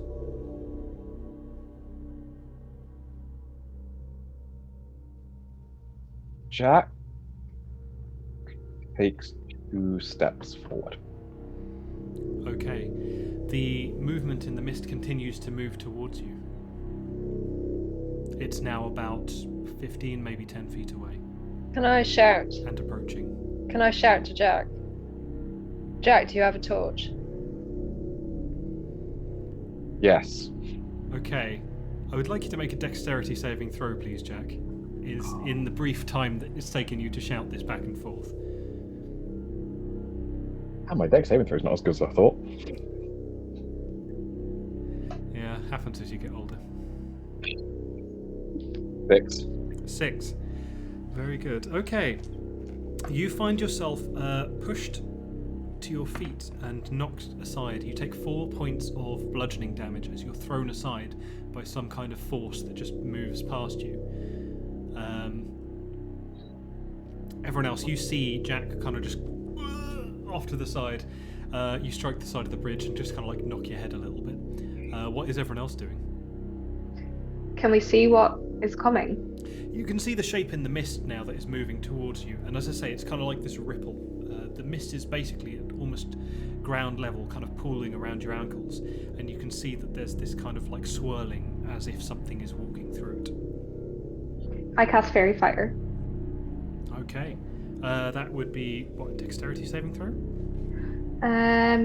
It is, yeah. Wait, let me double check. Sorry. But each object when you outline fusion areas, that's also yeah, dexterity saving throw, DC 14. Okay. You've cast this spell before and you know what it looks like when someone is able to evade it. And how that often looks is, for the briefest of moments, you'll see their outline shimmer in the fairy fire before fading again. And you see this beautiful fairy fire just fall gently from the sky and outline the shape of a horse and rider before slowly vanishing again, and the mist continues walking towards you. Has Jack managed to get back to his feet and see this? That's pretty much about where we've got up to now, so you're able to just like stand up now. Assuming he's... Sorry. No, it's alright. Assuming he's still got his bow, can he just loose an arrow at this mist? Okay, the mist is basically in kind of like moving, it's all pretty much up to Sive, Irina and Ismark. So you're probably going to hit them. Unless you want to angle it in some particular way. Well, I was Well, going I'm to off to the say- side of the bridge, so I'm going to be firing diagonally across, right? It's not a very wide bridge, and there are 3 of them. You can, but you may well hit one of them. Have a think about it. Rose, what were you saying? What I was going to say was, if we've just sort of seen Jack be knocked over, could I move forward to where... I'm assuming that Irina and Ismark are just standing there like idiots. They look like they're about to make some kind of Well, some yeah, kind of action. Yeah. Can I move forward and like kind of push, like usher them out of the way? Be like, stand to the side, you fucking morons. Yeah. They look like they're about to do that very same thing themselves. However, you kind of like get there, you see all this happen, you dive in and kind of like usher I'm them not to the diving side. in, I'm walking over with authority and saying, fucking move. Yes, they are moving, and you Fucking kind of idiots. like you do the thing where you like put the hand in front of them to stop them. You know, you do like you do with small children, like don't walk in front of the bus. You do, But very with much more anger. Sure. They move to the side. Sive, what are you doing? Because you're I'm stood gonna next. stand out of the way. Yeah, I'll You stand move out to of the the way. side of the with bridge. them. Yeah. Okay. The mist moves between all of you, seemingly with no effect. Sorrow and Yaki, you are the only two kind of like left in the path at the moment. What are you I doing? would like to move aside. Okay. I will also move to the side, and when it looks like the movement in the mist is 60, within 60 feet, which is probably the point that I can see it is probably within 60 feet. Yep. Just do a quick, undead scan. Okay. For the first time since you've entered Barovia, your undead scan pings. It returns a result.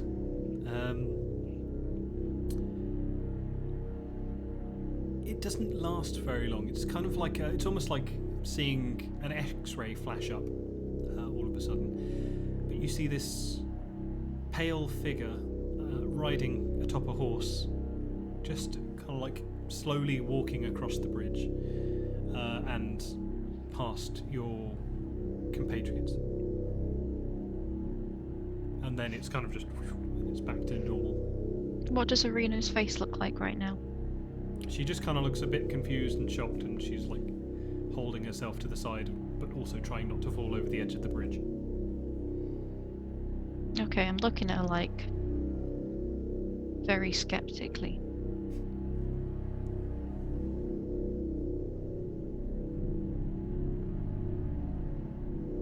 Okay. Are you doing anything else, Sorrow and Yaki, or anyone? I'm just gonna wait for it to walk past. Okay. Yeah. It passes, and you see the mist kind of, as it moves further away, the mist gradually clears and rolls away with it, and you find yourself back in a dimly lit day, very much overcast, but somewhat brighter and easier to see than before.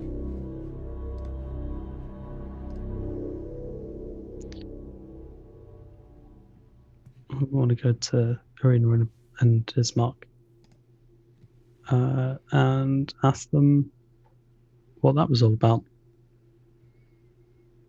They both kind of are looking very confused, and you see them stand closer to the centre of the bridge, and they just look round at you. I've no idea. You really haven't left the house in long, have you? No. I stayed inside. I'm very sorry that my house captive like lifestyle doesn't meet with your approval. Just go. Just keep walking. Just go. Both of you. You can kind of see them look at each other and just give each other like a little kind of like strange squint of like, okay, interesting, and they just, without saying anything, just start walking forward. I'll walk along. Jack's wandered off the edge of the bridge by now. When you say off the edge of the bridge, like I can't remind me what your intelligence score is. I can't remember. Connected to the land side Yeah. of the bridge. You weren't And- mercilessly murdered by gargoyles, so well done for that.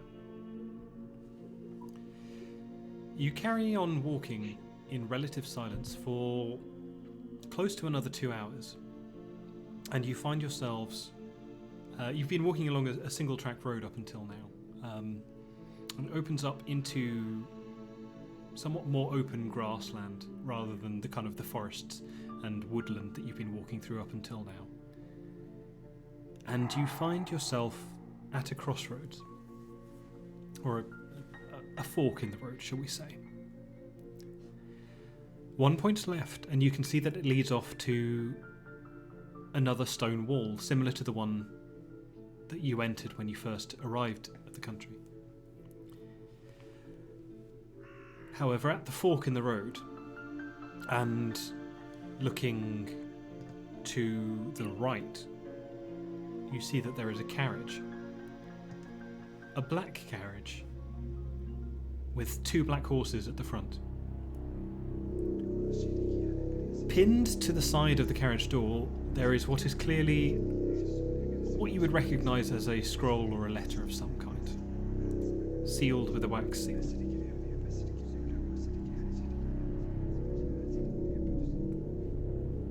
I'm going to snatch it off the side of the carriage and rip the seal off. Okay. In which case, I'm definitely not sending you a message right now. You're reading this. Oh, no. I'm not sending you a message. God damn it. That'll do. Fine. Hopefully you can read that. Let me try and send it as text. I've got it as text. It's okay, my computer screen is quite far away. Jack started tried to walk up to the horses and give them little ear scritches. Okay. They are reacting favourably to your ear scritches. Do let me know.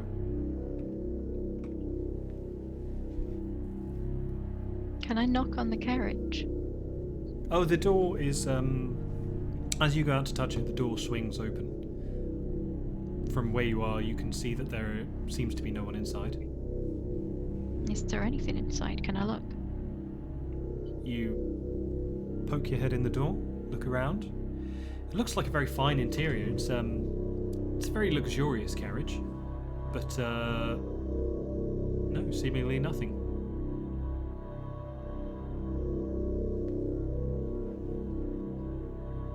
Is anyone hungry? Always. Why? Because we've got a dinner invitation. I'm going to pass it round to the group. Okay. Would someone like to elect to read this? I mean... I'll send it to them so they can read it out loud, or I can read it for you. It's up to you. I mean, yeah, I'm happy to read it out loud. If I can. Who's got access to their Discord? I've got my Discord open. Yeah, mine's open. Okay, cool.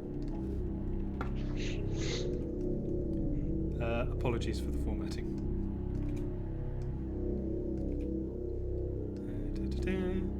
You know, Sorrow, for a second I thought you were going to suggest eating the horses. Which I would have respected, but... Interesting. This sounds more preferable, you know? I haven't ruled out eating the horses. I don't know if it necessarily will. You don't you dare do anything to my lovely horses. As soon as Jack heard we got a dinner invitation, he's climbed up into the driver's seat of the carriage right now. I mean, that's rude, because it means you shoved me out of the way. So you were at the door to the carriage, which is in the middle. The driver's seat is far up the front, so he could have used... Okay, good. Yeah. Scrambled up the wheel. He's onto not the making carriage. a habit of shoving you out the way. Oh, good. Yet. Because we'd hate to see that, wouldn't we? And I charge up Firebolt in my hands and look right at him. My dear Sorrow, Jack, in response to seeing this, I'm just going to start reading loudly to try and distract and diffuse potential firebolts being flung at Jack. My dear Sorrow, Jack, Yaki, Scythe, and Rose. Oh, I'm last, and I fire a Firebolt into the sky. You are cordially invited to attend a dinner to be held in your honour this evening at my home, Castle Ravenloft. I desire greatly to meet you all and to discuss the circumstances of your residence within my country, for however long that may be. I will personally guarantee your safe passage until you depart my halls, providing the rules of hospitality are maintained. While I feel these would be familiar to most civilized people, I will state them here. You will cause no harm to any you meet, and insight spelt incorrectly, no violence whilst within the walls of the castle. You will take nothing from the castle that you did not bring with you or that you were given whilst here. You will not trespass where you are not permitted. As long as you pay obeisance to these rules, no harm shall befall you. I think they mean befall you. The same courtesy will be extended to your employers should they accompany you. I await your arrival by carriage with anticipation. I might have said that wrong. It should not be antissa. Anyway, kindest regards, Count Strahd von Zarobrick, Lord of Barovia. Well, let's meet the undead fucker, shall we? I'm afraid Irina and Ismark, you're not explicitly invited, but given Vallaki is just up the road, you can get your sister there, can't you?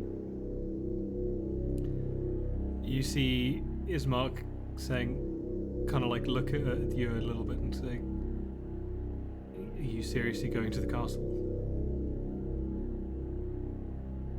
Why not? Jack calls down to Israel like, come, climb up front with me. You were invited as well. Not explicitly, they're not. Not explicitly, but I'm sure, there might be a Yaki, slice of bread. I have Firebolt in my hands right now. Do you want to let them out of your sight? I don't care. I don't care.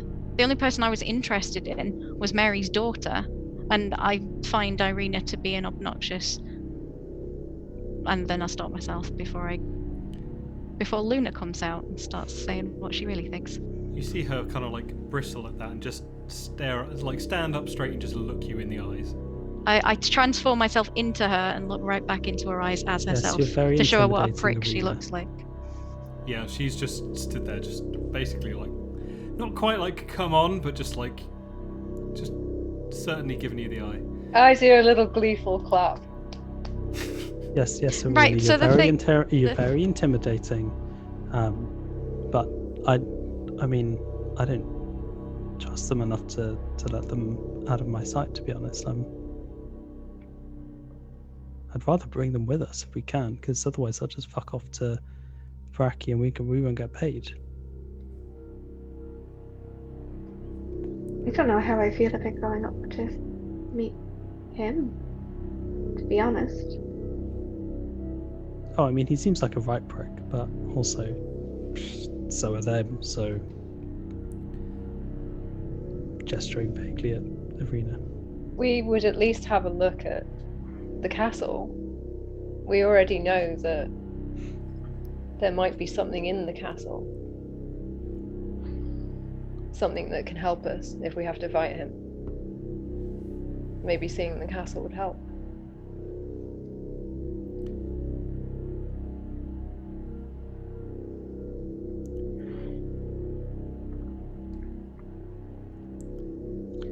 Personally, I think we might as well go.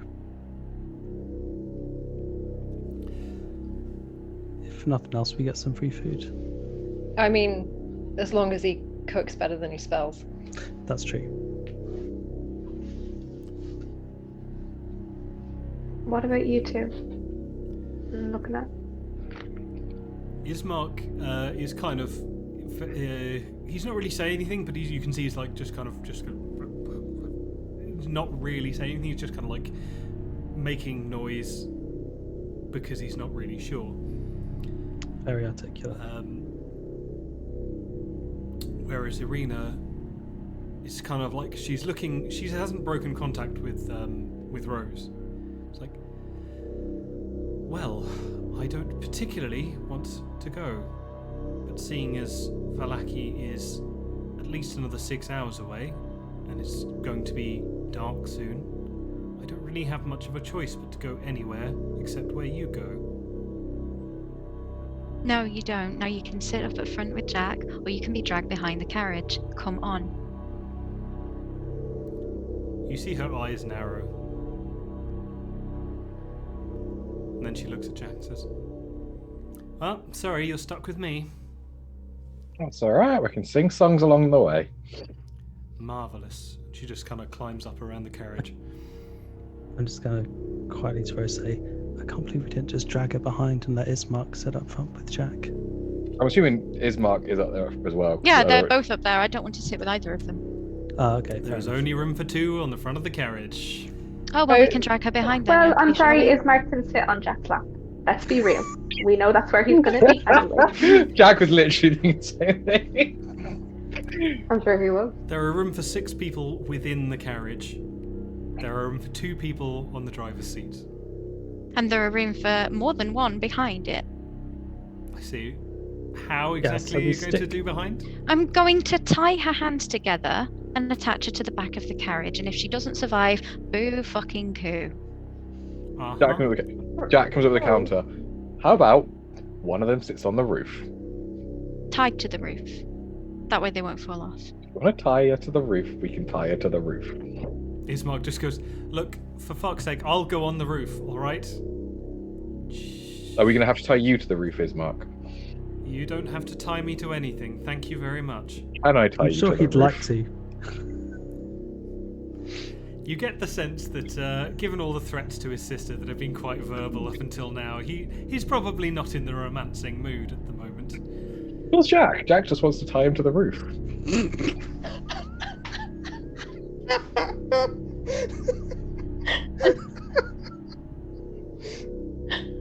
I,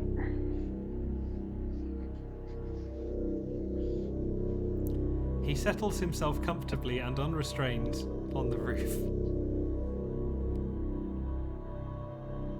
Oh, he can get in the carriage. He's not as bad as his awful sister. I seem to remember the plan of him sitting up front with Jack and tying Arena to the roof. I don't think anyone needs to be tied to the roof. Need to No, be, I no. thought it would be funnier No, if she was but- dragged behind. You know, this has gotten very aggressive. It doesn't really need to. Yeah, it's great, isn't it? Very good. And with all the seating arrangements arranged, you get into the carriage? Question mark. Yeah, I suppose. Already there, with my brains ready to go. As this happens, the door swings shut. A pair of safety handles appears on the roof for whoever is holding onto the top, much like you might find on a tube train or a bus, seemingly from nowhere, and the horses pick up their hooves and start cantering away towards the castle. And it's at this point that we're going to take a very quick 5 minutes break to allow everyone a quick refreshment, etc. We'll return here in 5 minutes' time and see you all very soon.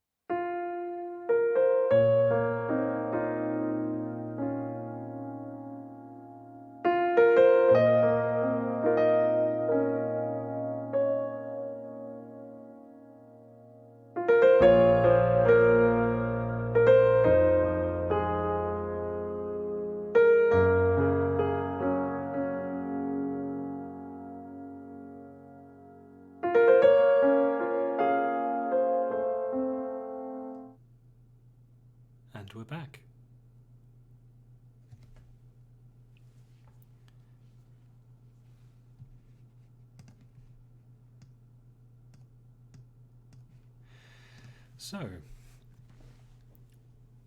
the carriage speeds towards Castle Ravenloft, and you find yourself looking out over a deep and wide ravine as you travel across this long bridge that leads towards the castle itself.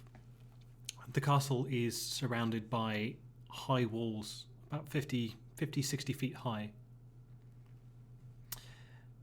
And you find yourself drawn into a courtyard before a set of very grand double doors. Stood there in what has turned into a light drizzle while you've been driving is an ashen-skinned gentleman with long pointy ears and dark black hair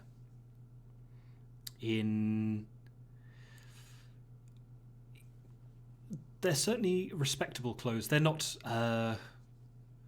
certainly not gaudy, but they would certainly be classed as refined clothing.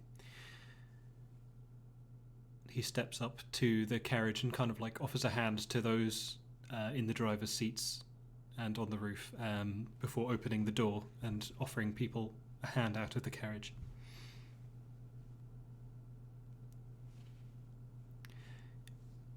He says, "Greetings, my name is Rahadin.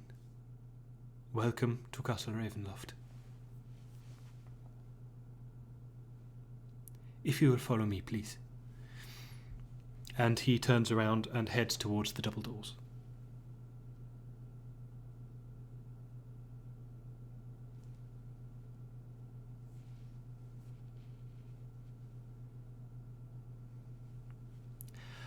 I am the prime servant to Lord Zarovich.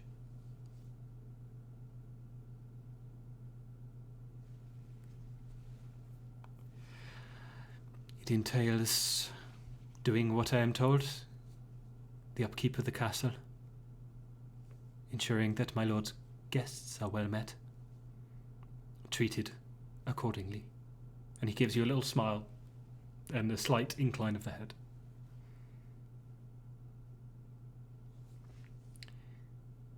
It covers a wide range of evils.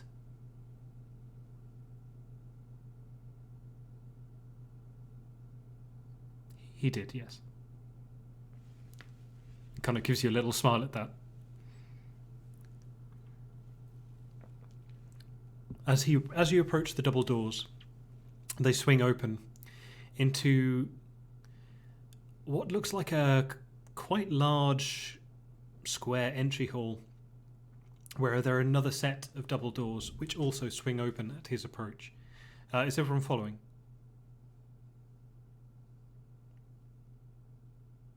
Okay. So if you see Irina very hesitantly start walking forward, and just before like her brother puts an arm around her and just kind of like gives her a little squeeze and then walks forward, like supporting her. And they kind of like walk just ahead of you. As you enter the castle itself, Rahidin stands and turns and says, "Very good. My master will be with you very shortly. The dining hall is to your left. Should you wish to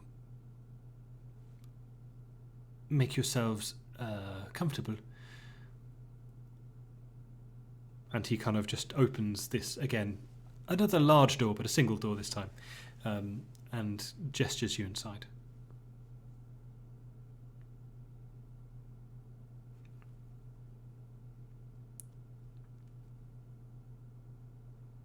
Fair. Okay. Everyone makes their way inside. Within this room, it's you find a long rectangular table with a number of well-carved wooden seats, all padded, very nice and well-furnished. Above there is your typical chandelier, made of cast iron, unfortunately, not of glass and gold.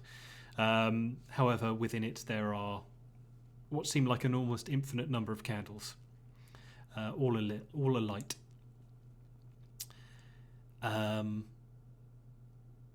The table itself is fully laid with cutlery, though there doesn't seem to be any food available at present, though there are a number of silver jugs, all of which contain a red liquid. At the far end of the room, there is a huge instrument that some of you with a musical training will recognise as an organ.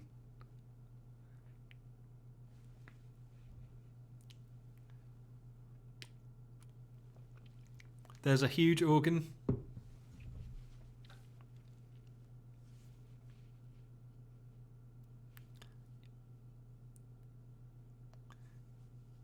You touch the huge organ and you hear this, "Moo!"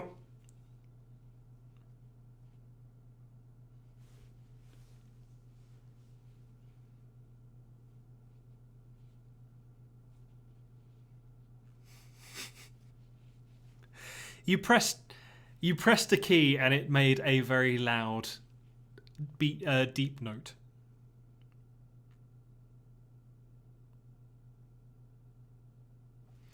Fuck. Okay, everyone but Kirby is muted.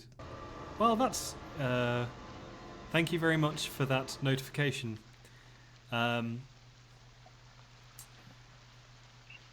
Very... Oh, bollocks. Everyone has made their way into the entry hall, and from there into the dining hall where there is a long wooden table. Rose has just ventured up and pressed a key on the organ, which has made a very loud, deep noise of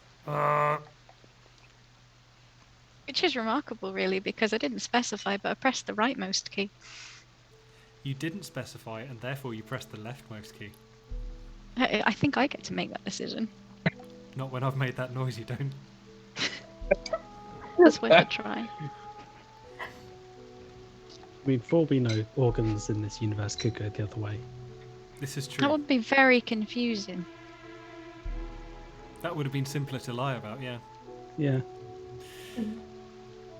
So you're lying, I see. I'm a dungeon master, it's what I do. I'm wondering right now. Don't say it. As you're all doing this, you hear the sound of a door closing, and you see Rahadin. What noise does that make?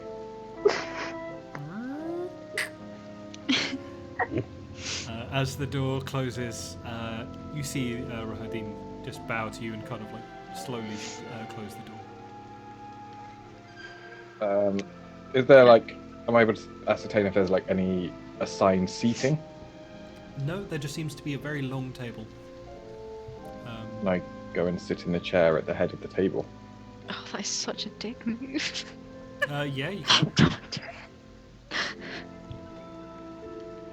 Can I look at the liquid in the jugs and try and see if it's wine or punch or something? Or is he being mean? Okay. How are you doing that? I'd probably sniff it or something. Okay. It gives off the aroma of some kind of fermented grape juice. Okay. What sort of bouquet is he getting? Beautiful bouquet. Pronounced bucket. That's very specific. You That's the should. kind of... Probably as much as I've can ascertain he can drink. So Yes. The wine has a lovely bouquet. Is there anything interesting like around the room that might catch my attention? It depends what you're looking for. There are Interesting things. interesting things, though. Definitely not relative. There are basically everything you would expect in a large dining room. There are chairs there is a table, there is cutlery, and there is a place to store that cutlery. On the walls, there are paintings of usually individuals, but also sometimes landscapes, typically depicting things like battles and other such, overcompensating things. At the far end, there's more than one organ. at the far end of the hall, there is a slightly raised dais where the organ stands. There is also a small wooden door opposite where the organ is, as some kind of other entry hall.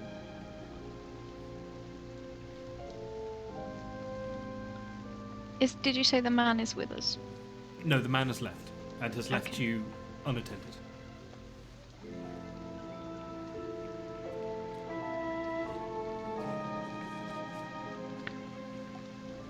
Is the cutlery silver? Thank you. The cutlery, do you want to take time to inspect it? Yeah, a little look.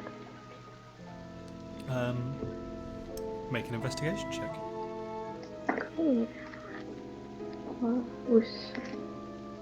Jeez.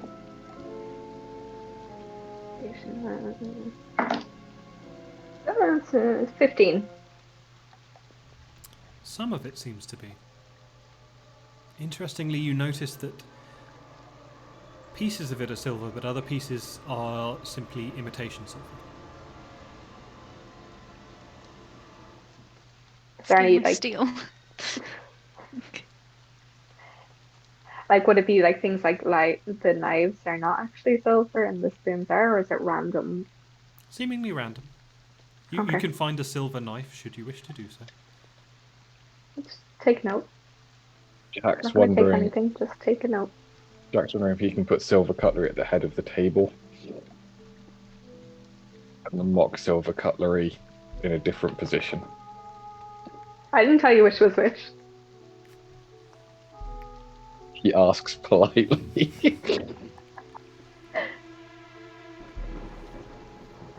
Yeah, I'll let him know.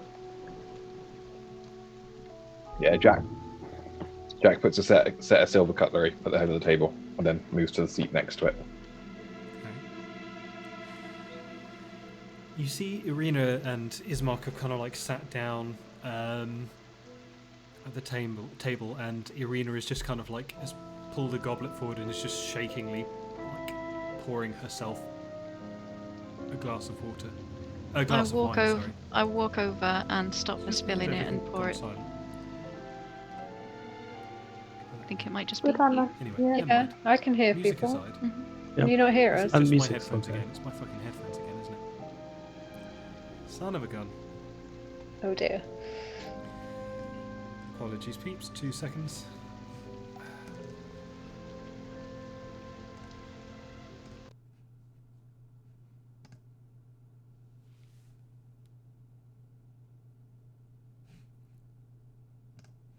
There we go. Apologies. So just want to check, can everyone hear me?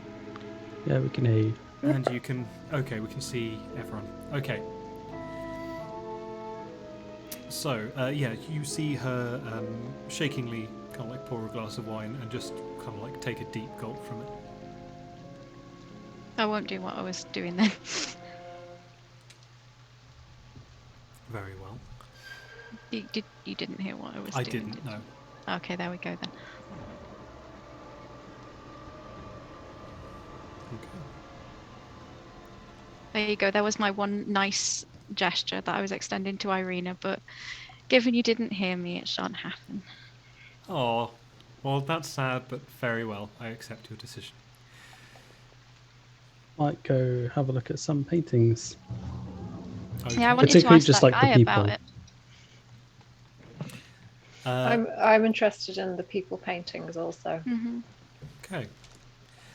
You start wandering around and looking at them. They're all pretty much a number of dour-looking people. You get the sense that they are what would be described as antiques.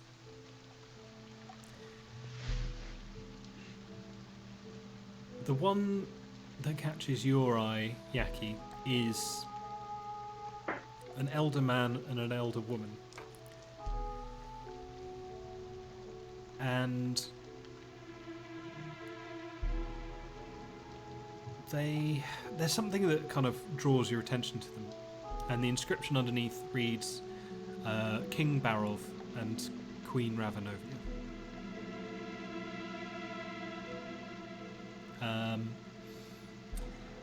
The man looks slightly portly but well dressed, and the woman is very slender, very tall, quite gaunt features, and is wearing a crown. And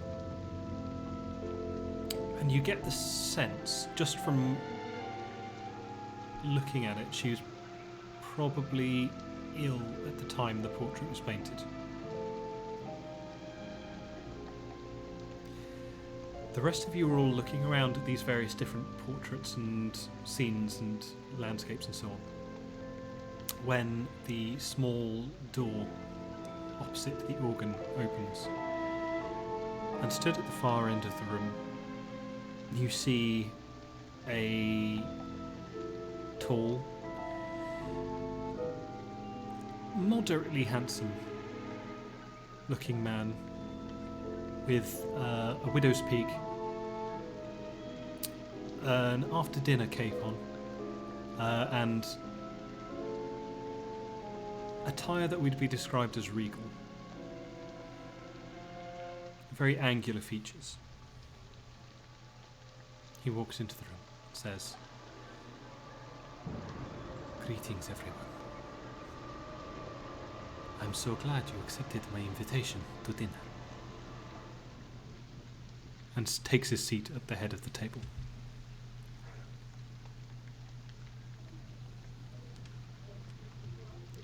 "Please, will you join me for dinner?" I will sit next to him. I have Left or right side? Oh, I don't care.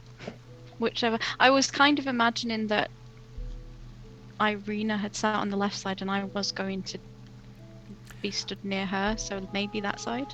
At the moment, Irina is way down the table on the far end, and she has not moved since he's come in, making no indication to move closer. I had moved from his chair into one of the two next to it. Okay, so you'd be opposite from Rose. Yeah. I'm Sorry? I sit sorry. next to Rose. Okay. Scythe. down the end. Down. Again, away. Yeah, I'm away. So to be clear, this is like about a 40-foot long table. Okay, well, So, like, you know, Not quite that far, maybe just the far end of Yeah. the people, or? yeah. Okay. Irina is a good 30 of the 40 foot away from him and seems to be in no particular mood to move at that Probably be near her. time. Okay, sure. Ismark is kind of like standing behind her with like a hand on the shoulder. And we'll say you're on the opposite side. Sorry. Where did you want to be sat?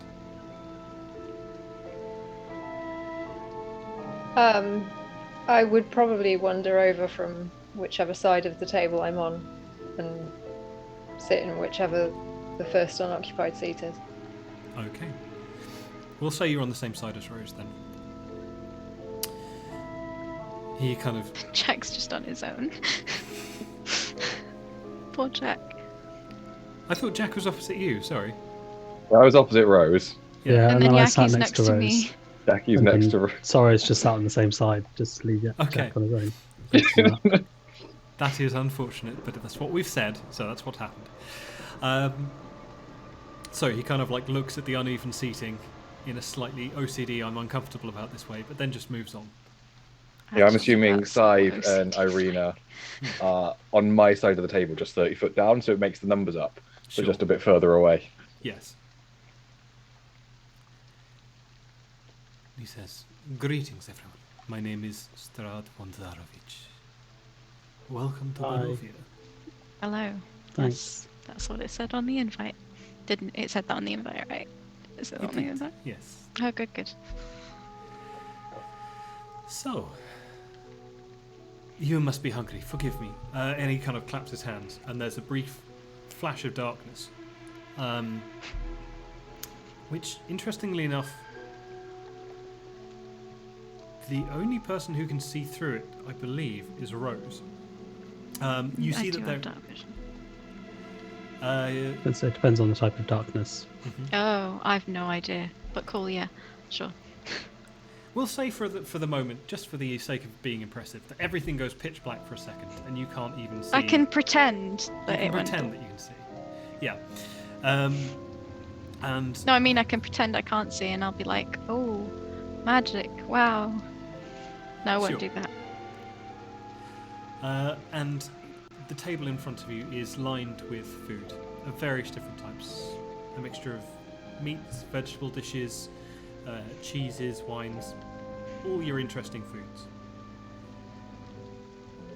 I look at Sorrow and as if to say seasonal vegetables.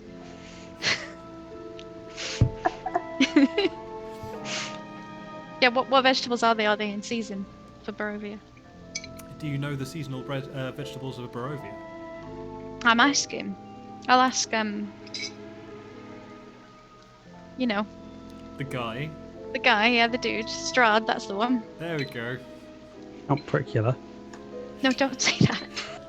Shut up, Yaki. You can have a D6 inspiration for that, and don't do it again. Yeah, are these seasonal vegetables? I ask. No, they grow within the greenhouse in the grounds of the castle. Ah, what vegetables are they? Before you see like a mixture of things that are very close to broccoli. Some beans, peas. Things like So, Sarah just gonna grab a whole head of broccoli and just. I grab a whole head of what looks very, very similar to broccoli and just like mash it into my it face. screams as you eat it. That just makes the whole thing much better. Is there like mashed up carrot and swede? Because that's my favourite. There is some. It certainly looks like mashed carrot and swede. You taste it. It tastes pretty close. Yay.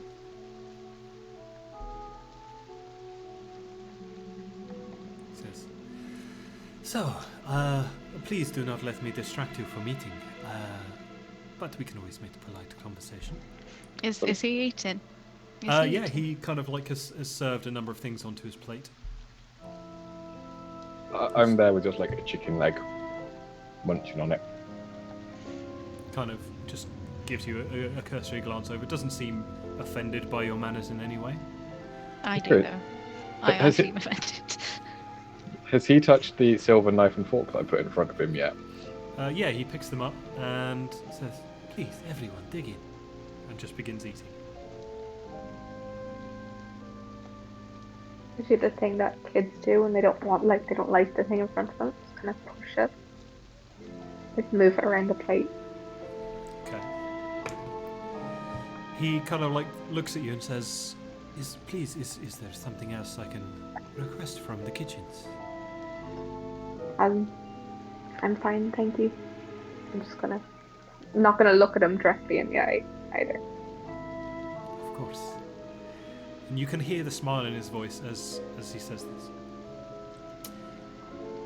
So.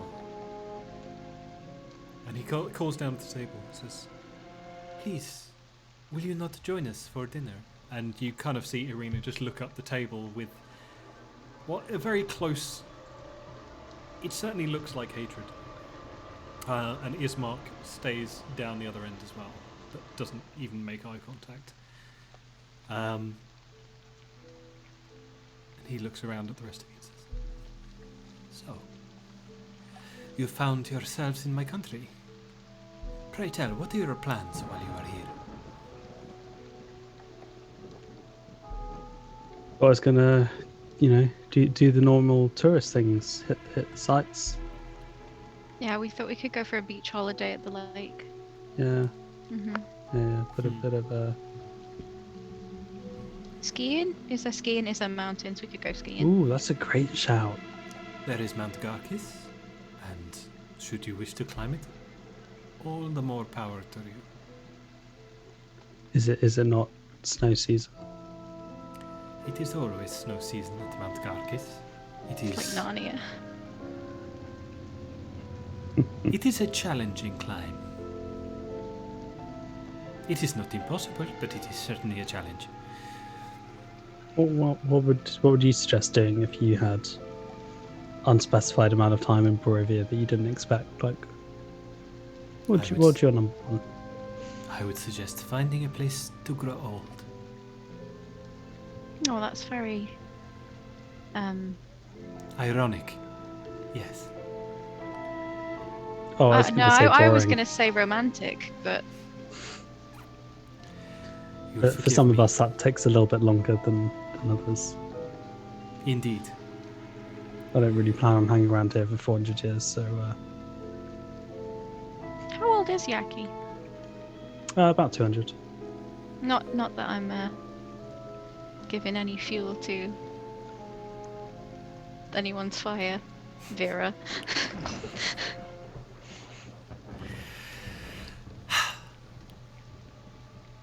So, interesting.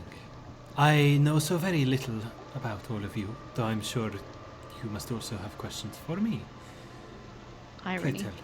Irony is back. Very well. Please, tell me a little about yourselves. Kind of looks to Rose as you've been the most vocal so far. That's the ironic bit. It's funny you should say that. I can cast a good firebolt. That's about all I know. Interesting. So you are suffering from some effects of passing through the mist, then? Yeah. I see. Is this the same for all of you?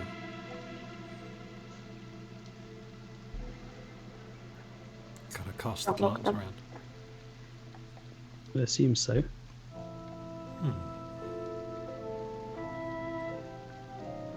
Most curious. Normally, not everyone forgets. What does that mean? It means that normally not everyone forgets. Yes, but why? I am not an all-knowing being. I simply bring people into my domain, and then some of them have various adverse effects when they traverse the mists. So you must know why you brought us here. You brought us here. I do indeed.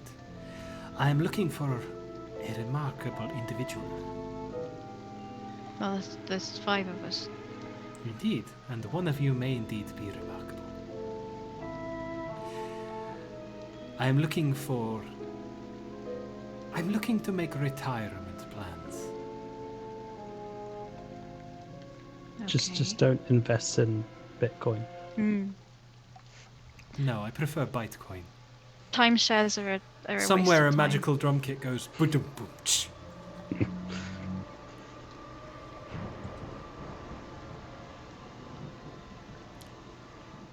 Anyway, What kind of retirement plans? I don't know if you have noticed, but there is a lot of mist around the place. I wish to pass it, and it is a part of my curse that I cannot do so while there is no lord in Barovia. I am the lord of Barovia, therefore I cannot leave. I seek one to become the lord in my place. He kind of like gestures to each one of you in turn. And I am so hopeful that one of you may fit the bill. Well, what's wrong with anyone that's already here? Anyone that is already here, Yeah. as in that resides within Barovia. Mm-hmm. Well, they are part of the curse, and they are also not worthy. As have none of the previous applicants been. All of them Define unworthy. what would make someone worthy? That's a good question. It's hard to define. A noble sense of bearing, a sense of self-sacrifice, of willingness to lead. It very much depends. I'm aware that mine is not the only style with which one could lead a country. How do I mean, you if you're just looking for portray- someone, why don't you just get them to have, just get everyone to choose who they think should lead it, and then you can retire. That is a ridiculous idea. I mean, sorry, the alternative is bring loads of random people into a thing and get them to, like, this doesn't seem to have gone very well so far. You say it like I have much of a choice in how the system works. You are the Lord. I am but one of many. However, I am the Lord of Barovia, and I wish to leave. It has been many years since I have left. How do you rule then?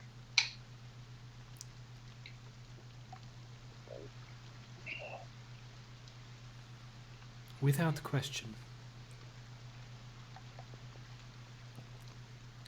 He takes a second to think about that.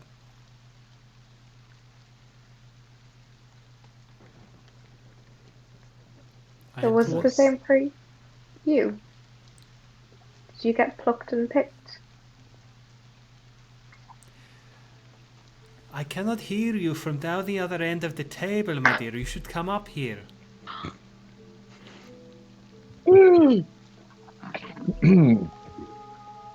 Do you actually give him the finger? I don't give him the finger, He kind of just like... but I will get up.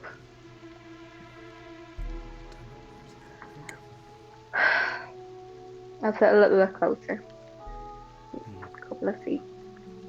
You leave Irina, and she's kind of on her third glass by now, and just kind of clutching the pitcher next to her. Ismark is sitting on the armrest of one of the chairs and just kind of like looking down the table, not meeting Strahd's glance, but also looking directly at where he's positioned. And Can I go to the other side? I'll go. Oh no, I forgot for Jack. Oh, fuck. It's fine, Jack's used to it by now. I'll go to the other side to just be another person in front of Irina. Just and kind of lean a little bit to try and block his view. okay, Do you need me to repeat? yes, please, that would be lovely. Did the same thing happen to you? Were you plucked and picked like No, you this intend was to my do land originally. I came here, I outed the previous occupants, who were, I will say, most inefficient at running a land, and took the place for my own, by right of conquest, as is our tradition. What made them inefficient? They were selfish landowners, concerned only with their own pleasure. They feasted and banqueted and let the other towns run riot as well. Kind Seems look similar at the enough to what you're banquet that doing. we've got in front of us. Just a bit like, So I got two sentences at once there. I've got Sives. What was the Aki? just kind of looking at the banquet in front of us as he says that. A bit like,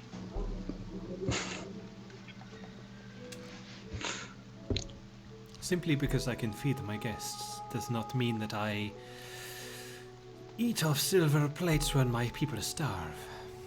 Is that because you can't eat off silver? Jack, shut up. Kind of looks around at you. Ah, you must be the strategist. He just kind of like, you see him twirl the silver knife in front of him, just lay it down next to his plate. I don't know what a strategist is. Ah, You are a big ideas man. I see.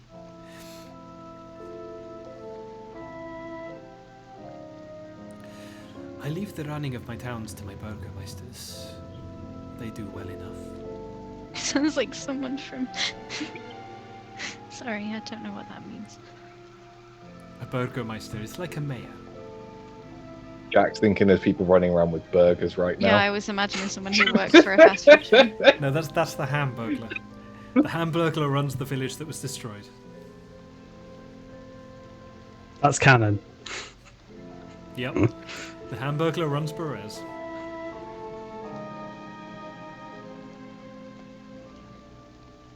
What do you do then? I take care of the land, protect it from invaders. I keep my people alive. Wait, I instill the law. just to clarify, because I think I'm a little bit confused on what you're looking for here.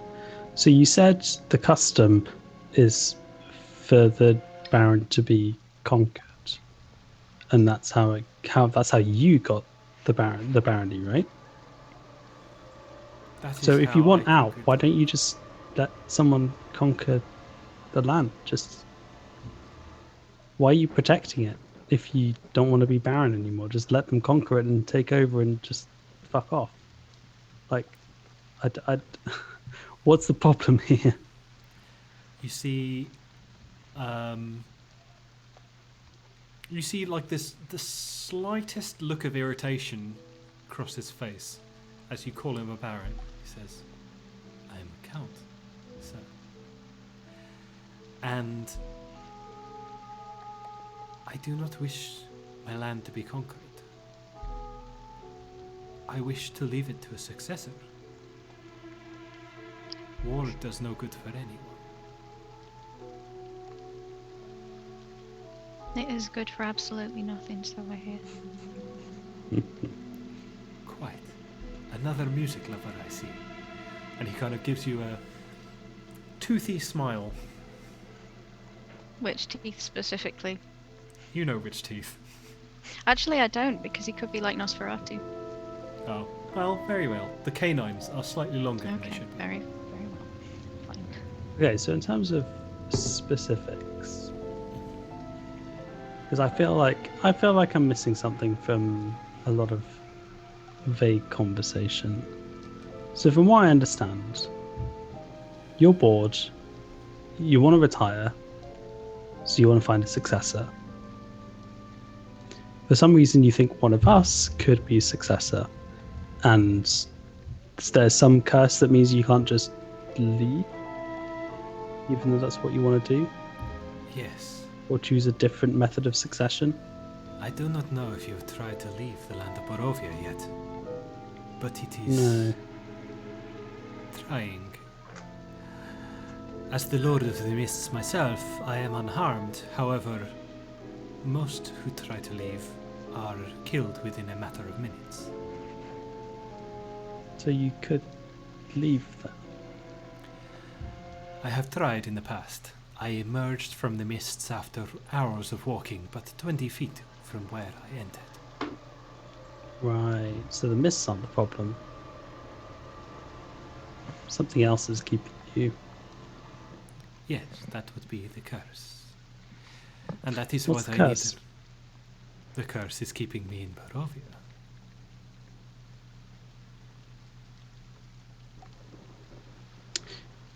Right, so you want this curse lifted, presumably. I can lift the curse by finding a replacement. Can I ask you a personal question? I suspect you will anyway. Please do. Why have you not done the normal succession thing? That is a very Stop good laughing, question. Yaki. That is a very good question. And one that is difficult to answer. The woman who I love, and he kind of like, you see him glance very, very fleetingly down the table at Arena. Really? died a long time ago. Oh, I'm sorry. Oh, I have been searching for her ever since.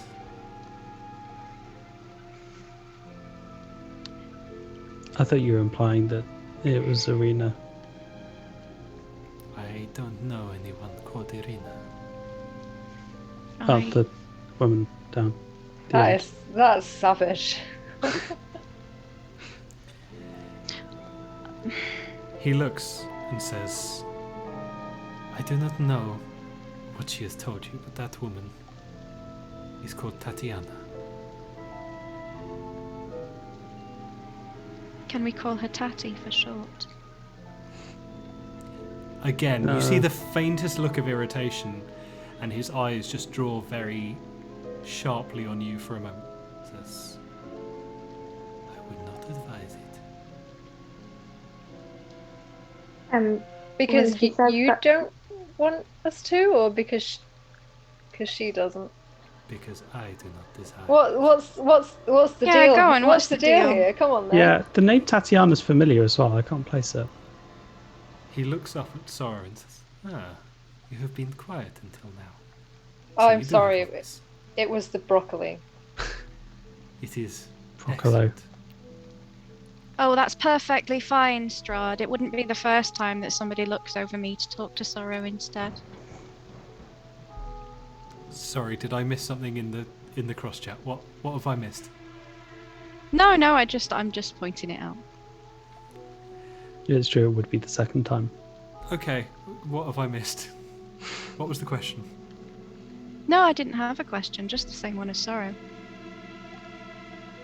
Okay, I didn't. Oh. He just kind of like looks irritated at this point. Says,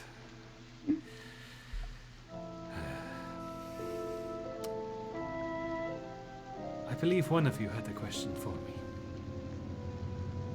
We both asked you the same question. Which was? What's the deal with you and Irina / Tatty? Yaki, which one is the one you understand? Is it Celestial or Infernal?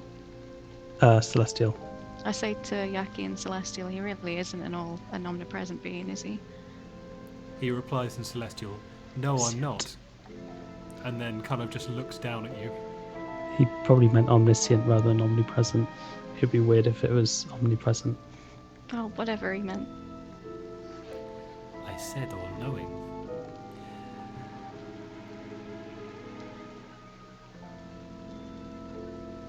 The deal with me and Tatiana, and as he says the name, he just kind of like narrows the eyes at you, Sora, is for the time being my concern. I invited What you here. has Go on. she been looked? So I would have looked at her when he said that, and then not looked away. What's her reaction been so far? So she's so far down the table, she's not really in audible range. She's kind of like, it's like being at a party and keeping an eye on someone, but being so far away that you don't want to listen to what they're saying, and just kind of like making sure that they're staying away from you. It's that kind of vibe. Right. Okay. So she's been keeping an eye on him, but also very firmly looking at her wine glass and going, oh, I don't want to deal with this. So she hasn't really had any reaction. She hasn't reacted to the name at all. She hasn't reacted to her name because she can barely hear anything from where she is. Cool. And he says, I brought you here because I wish to get to know you a little better. I see now that was a touch foolish given you're all under the same condition. But I wish for one of you to replace me. That is my goal. And in order to do so, I need you to prove to me that you are worthy. Now, perhaps you are not interested in the position. That is fine. I don't care. However, until there is a new Lord of Barovia, then no one can leave. Myself included, and I'm sure that is not desirable for you. So, what I would ask of you, while you are sightseeing in my beautiful country, go about, do your good deeds, prove yourselves worthy of my people, of their loyalty.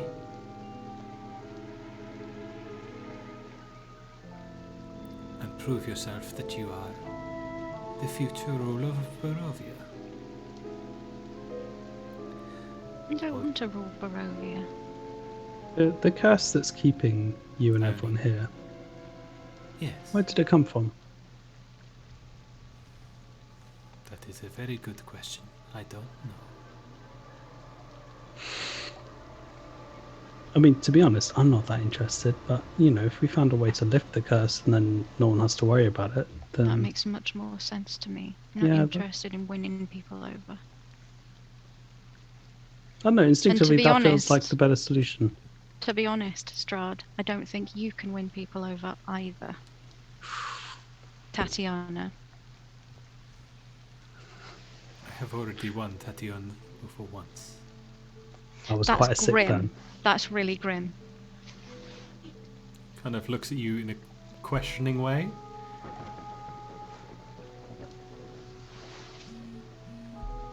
That you can't just win people over when they're not interested.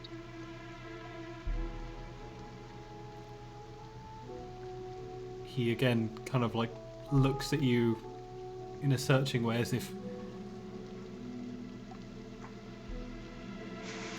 I As if he's not transform quite into sure. Irina, look into his eyes and say, I am not interested, and transform back into myself.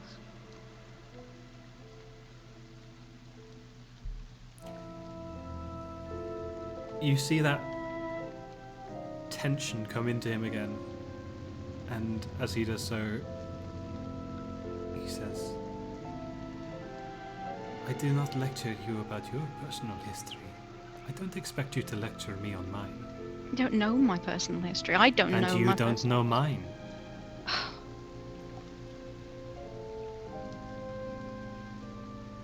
Such a dick. Mm-hmm. I'm the lord of the land. I can be a dick, should I so wish. Just a quick question. Yes. There's a woman Don't in you the stop me village called, slapping him. called Mary. You had a daughter whose name was... Gertruda. Yes. Yeah, any idea what happened to her? Yes. She's upstairs. Why is she upstairs? Because she wished to be upstairs. Mind if we have a chat with her? You may certainly try to do so. Should you find her? We can go and look for her then, can we? You are free to explore any parts of the castle that are not locked.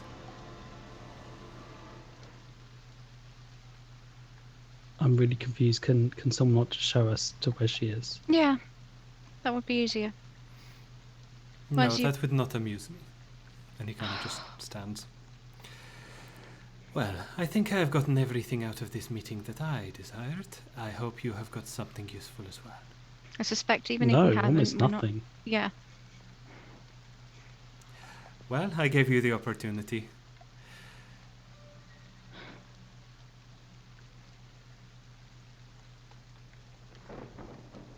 Kind of just looks down the table towards all of you.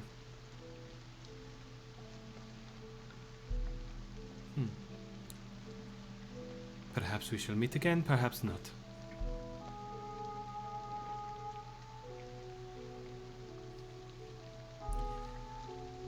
I wish you good luck in your travels. And he just turns round and walks out I of would the back door. Like to just say a few choice words in Infernal as he does. As you do so, as he walks out of the door, you just hear the words, language, language, return to you in Infernal.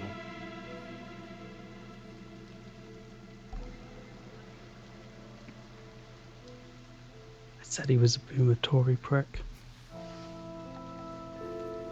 Yeah, I'm gonna just throw my cutlery or my glass on the table and maybe kick the chair, Okay. slam the organ. It's a heavy chair, like it kicking it is satisfying. it does that. Kick it a thud. few times then. Fine.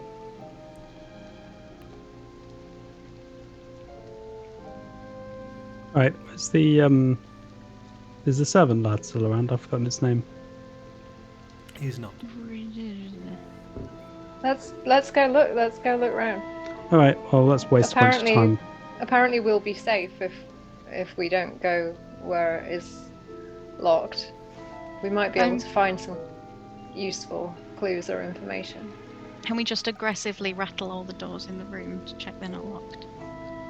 That's why not. Of the two doors in the room, neither of them are locked. As in, go upstairs, where he said Gertruda was. And... You did get a look from this castle outside. It's about 123 to 200 feet tall. So upstairs covers a lot of evils. Just so you know. Sure it does. Long night. Cool. Anyway,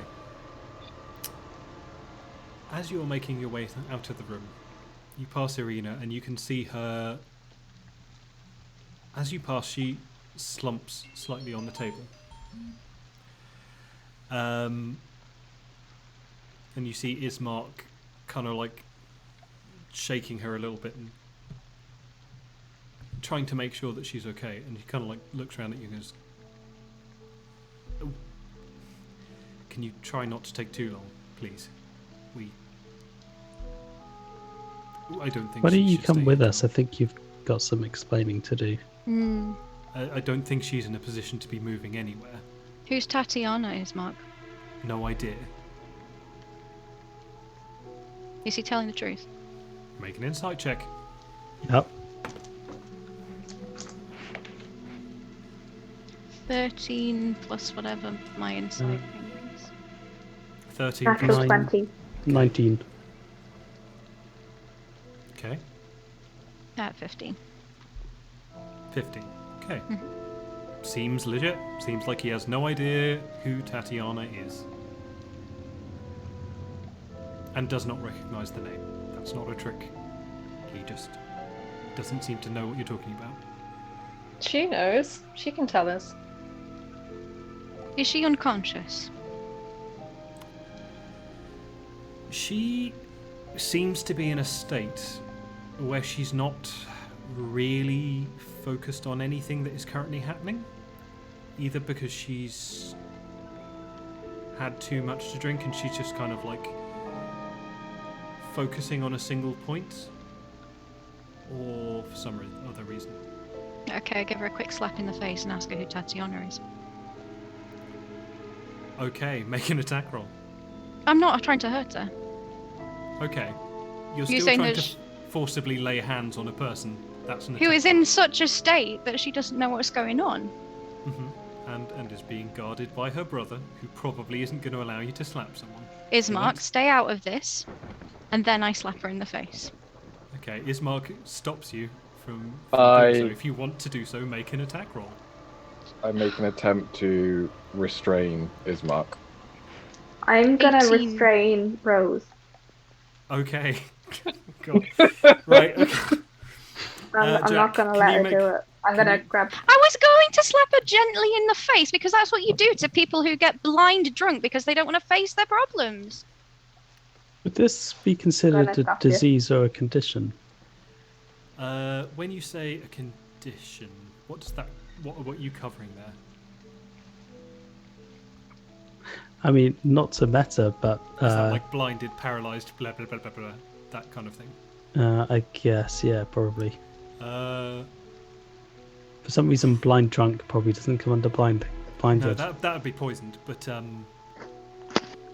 yeah, if poisoned, blind drunk would be considered poisoned. If that's what you're asking. As in, would her state be curable so that she would be less in a state and be more able to talk? You don't know. Do you want to try? Yeah, to be honest, I prefer the slapping her idea. Okay.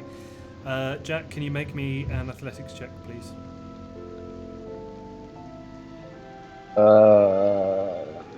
That is 16.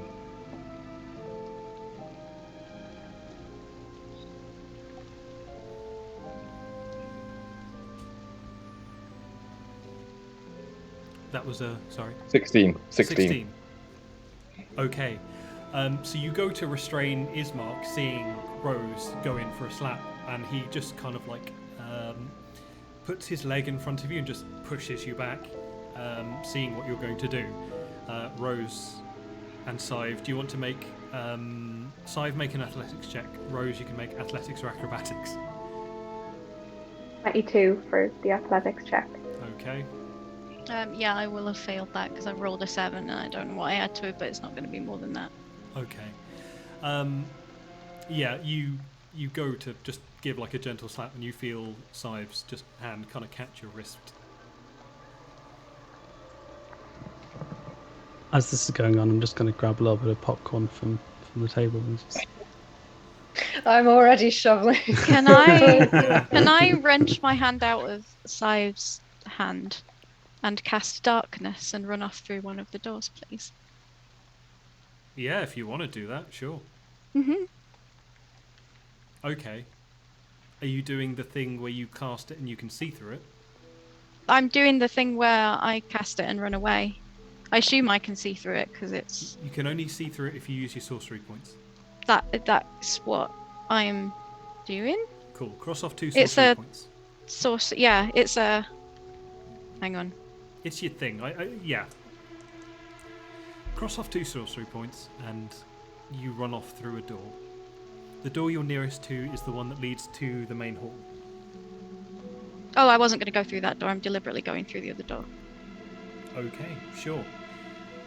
You run off down to the far end and you find yourself in what seems to be kind of a small storagey type area. There seem to be a number of items kind of piled against walls. It seems to lead elsewhere.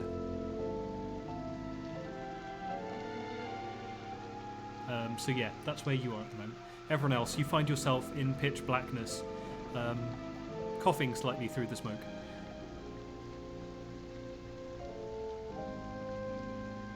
And I feel a little bit shit.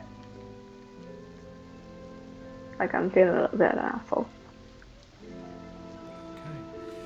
We are going to draw a line soon, so we're going to end pretty quickly. However, I just want to get a general impression of what you would like to do next. I am interested in the castle because some of the things that Eva said to us seem to indicate that there might be things of interest in this castle, and I want to know if I can find them. Okay. I do still want to have a go at just going through rooms upstairs to find Gertruda. Okay. Yeah, the same for me. Yeah, I'm purely motivated by anger and looking for Gertruda right now. Okay. So that's what you've run off to do. You're running off to look for Gertruda. Yes, but also in anger. I'm That's very fine. frustrated with everything. Yeah, you can do that. Jack, what about yourself? So, Jack still can't get the idea of this tree out of his head. It's been playing on him since his dream. Because there's that inevitable draw for him that he'll be walking towards it, and it's the only path he can take.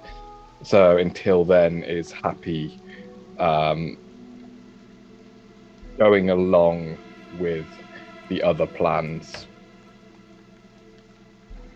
and dealing with any situations that crop up during that time. Okay. Just do a quick double check something. So many maps. Okay. Rose. Do you want to make me a quick investigation check?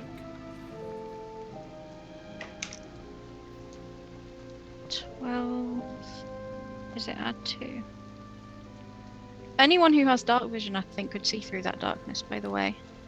No, magical darkness can't be seen through. Only you can see through it. That's your special thing. Then, okay.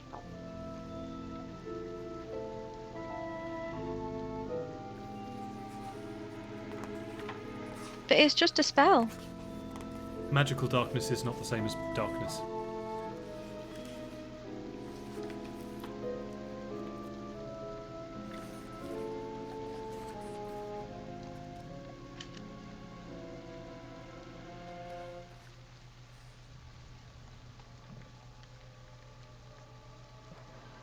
Oh, 14.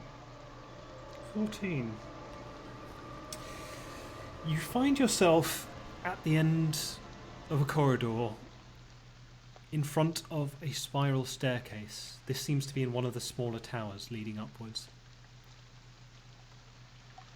Would you like to ascend? Yeah. It only goes up, not down. Mm-hmm.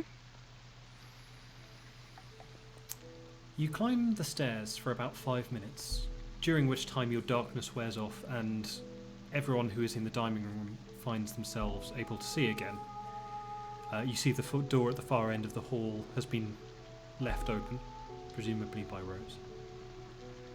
Rose, you find yourself on one of the upper floors of the castle, in a well-decorated and warmed area, seemingly kept warm either by magic or some kind of technology. And in front of you there is a hallway that leads, you guess, back from the direction you came, but that has a number of finely carved doors. Doors that would signify that these chambers are used for occupants that are worth the time of carving a door for, shall we say. Carving a fine relief into the door.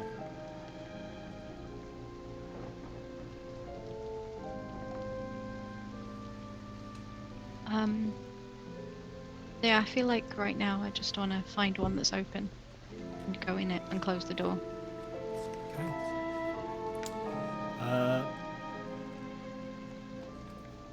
Very good.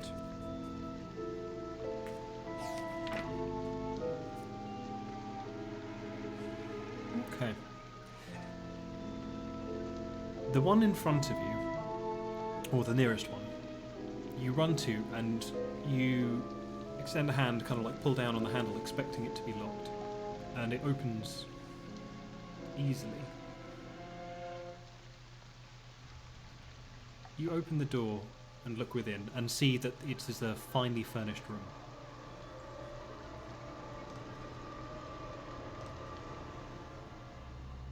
You see within the room is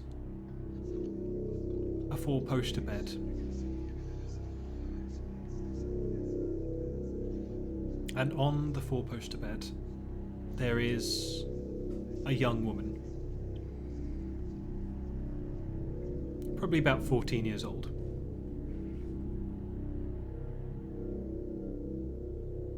Is she okay? Can I close the door behind me and check she's alright? You close the door behind you and begin walking over to her. Are you calling out? Yeah, just like are you okay? She doesn't seem to react to your voice, and as you draw closer to the bed, you see that she's there. Her eyes are open, she's breathing, but there's this kind of milky white hue covering her eyes. She kind of just rolls over and looks at you and kind of smiles this idiotic grin. Can I try and sit her up and do something? Easy enough. Yeah, you sit her up. She's very compliant with being moved. She doesn't really do anything of her own volition, but as soon as you posture her, she kind of stays where she is. Do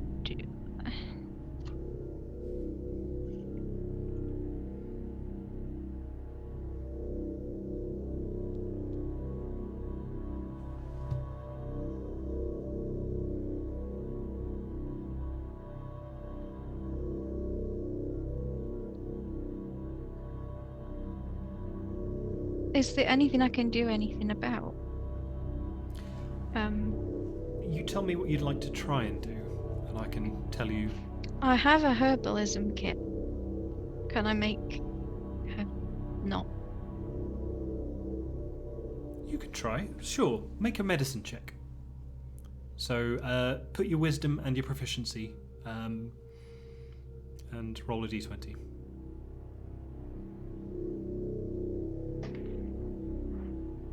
Okay.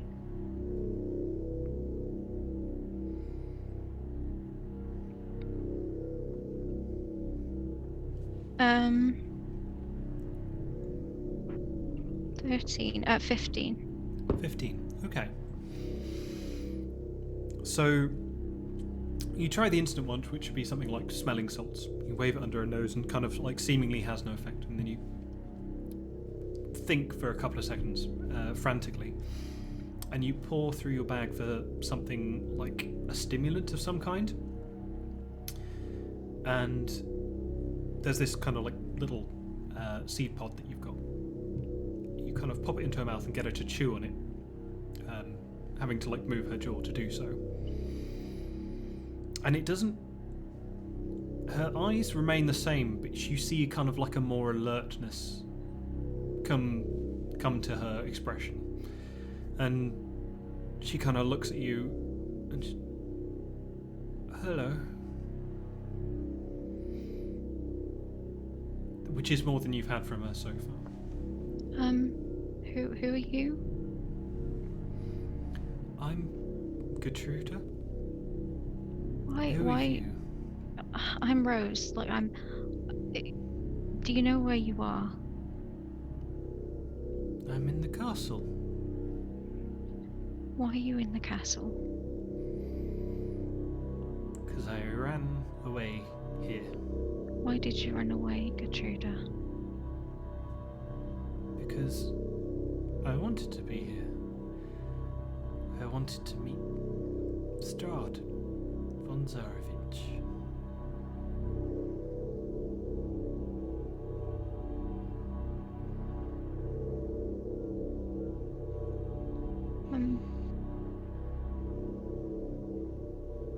I don't think you're very well. I feel so good.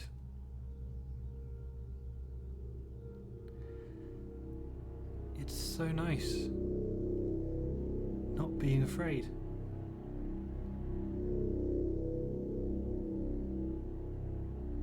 Afraid of what? Everything. I don't have to be afraid of disease or getting a splinter and getting an infection or being attacked by some monster. Is she dead? No, she was obviously breathing. So she's at least alive enough to breathe.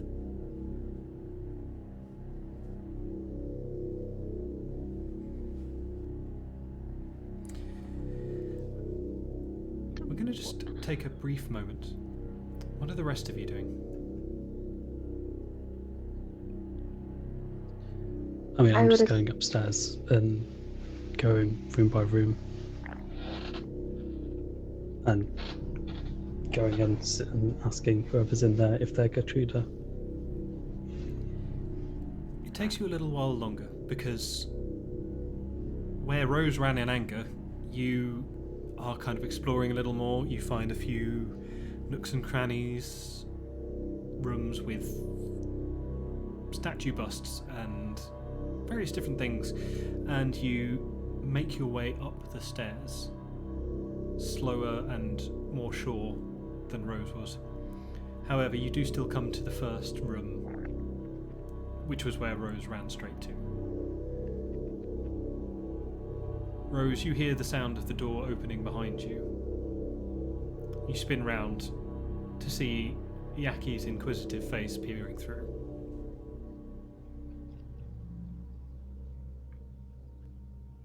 Oh, here it is. Gertruda's in here. There's something wrong with her. Oh, okay. Just closed door behind. And I don't know if anyone else was following who would also come at the same time. I was going to say I headed out the door to see where Rose went. So I'm assuming I went out probably similar time as Yaki and just followed.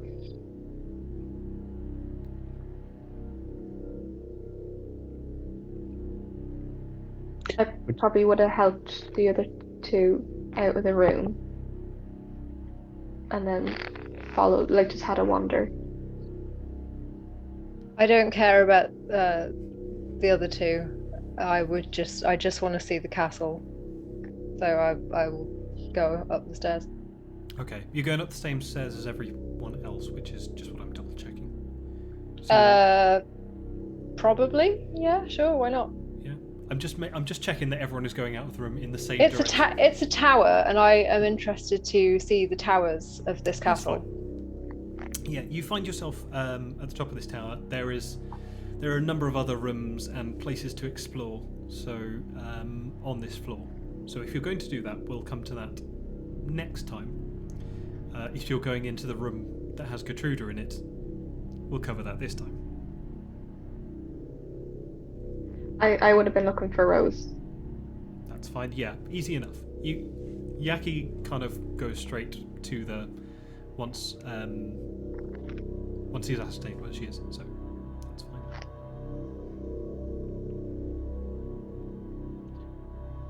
Yeah, and so go and say hi to Rose, kind of gesture for people following to come in. I don't know if it'll work, but I can try something that might help.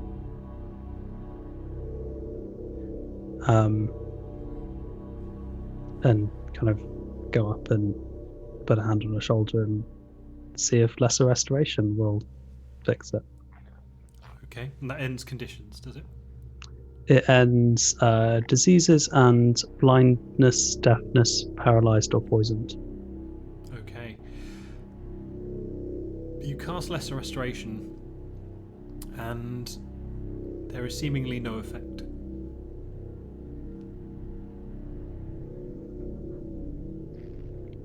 She just kind of looks at you and smiles and giggles and says, "I like your hair."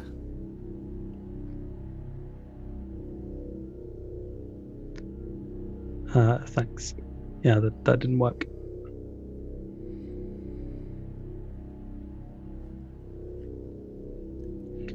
Can I go back to bed now?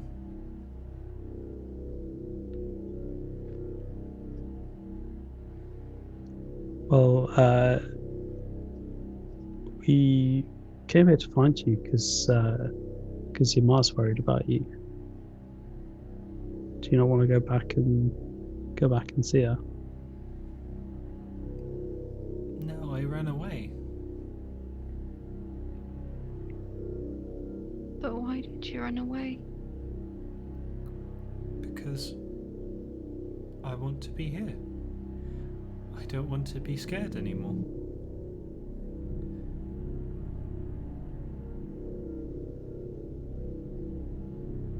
Yeah, This at doesn't- this. Sorry. Oh no, go ahead, Rose. I was just going to say at this point, Rose is too upset to do anything useful, so. Okay. I mean, this doesn't deal with the things that are scary, though, does it? It's just hiding from the problem. The only real option to deal with that is to stay with your family and try and actually make a difference. But if I stay here, then Lord von Zarovich will make me like him. And I won't be scared anymore. And I won't be afraid of disease or infections or creatures of the night, because they'll be with me. But it only solves it for you, though, doesn't it? Make a persuasion check with disadvantage. Oh yeah, that's not going to go well. What have we got? That's 17 on the first one. That's a 3 on the second one. Okay. She kind of looks confused at you. She doesn't answer, but she just looks at you. She looks at you like she's trying to explain a really basic concept to her grandfather.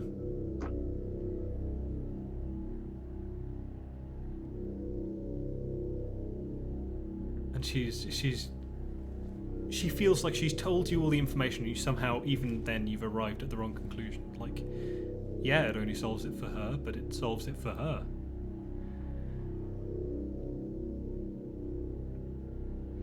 Kids these days.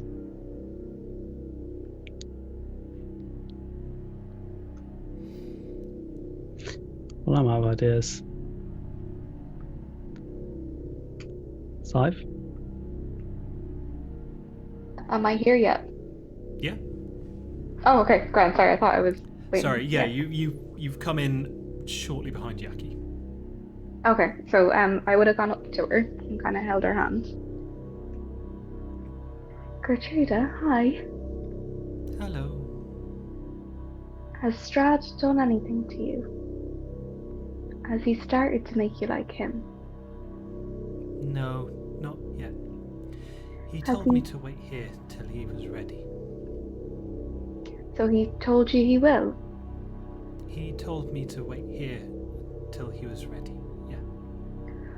Okay. And Gertrude, do you know where your mum is? She kind of blankly stares ahead and then... He's at home? Like, but there's a question at the end. Yeah. She's very scared and very worried about you. And I know things are very scary, but do you remember how scared you were? Your mum is very scared as well, even more so because she doesn't know what's happening to you. And I think a really good idea is that when you're together, you're less scared. You're more protected. Maybe you should go home to your mum. Go ahead. Make a persuasion check with disadvantage.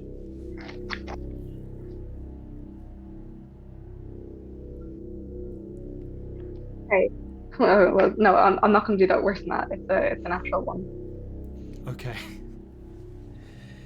She just... She looks at you and kind of like giggles a little bit. Just goes, "That's so silly. Mum should come here.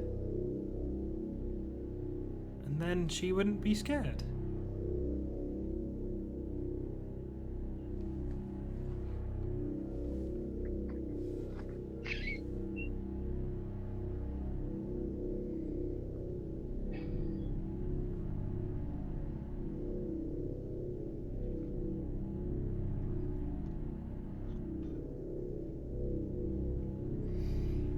No, it's not my house. She takes a moment, and you see she's wearing it's not like a regal dress. You wouldn't describe this as like fine attire, but she's clearly been given something better than what she probably would have arrived in. But attached to it, there's like this small brooch. And she's kind of like unpins it, hands it to you, and says, "If you see Mum again, give her this. And tell her I'm happy." And she kind of smiles, this big on bright vacant smile at you. "I'm going to go back to sleep now. It was nice to meet you." And then she kind of like walks past and just gives Rose a smile as well, and Yaki, and just kind of like lies back down on the bed. Was there something you wanted to do before that? Yeah, Gertruda, I think we're not supposed to go here. I think we're supposed to go see Strahd. Will you come with us? There's a different room because we're to stay here tonight as well. So you're getting a room closer to his. Are you lying to try and convince to go as well? Oh, yeah. Yeah, make a deception check with advantage. Okay. Okay. Okay. So it's an 18. You kind of like, as soon as you say that, she's like, Strahd, he asked me to go somewhere. Okay. And she just kind of like walks forward and puts her hand in yours, like in the same one that the brooch she just put into, and she just kind of like holds onto your hand. Can I pick her up? Like, I know she's 14, but like she's kind of. For the purposes of she is a very slight 14-year-old. Let's say yes, because she's been starving most of her life. I'll put her on my back, and she can kind of. And she just kind of goes with it and just, yeah. Cool. Grand. Okay. Right.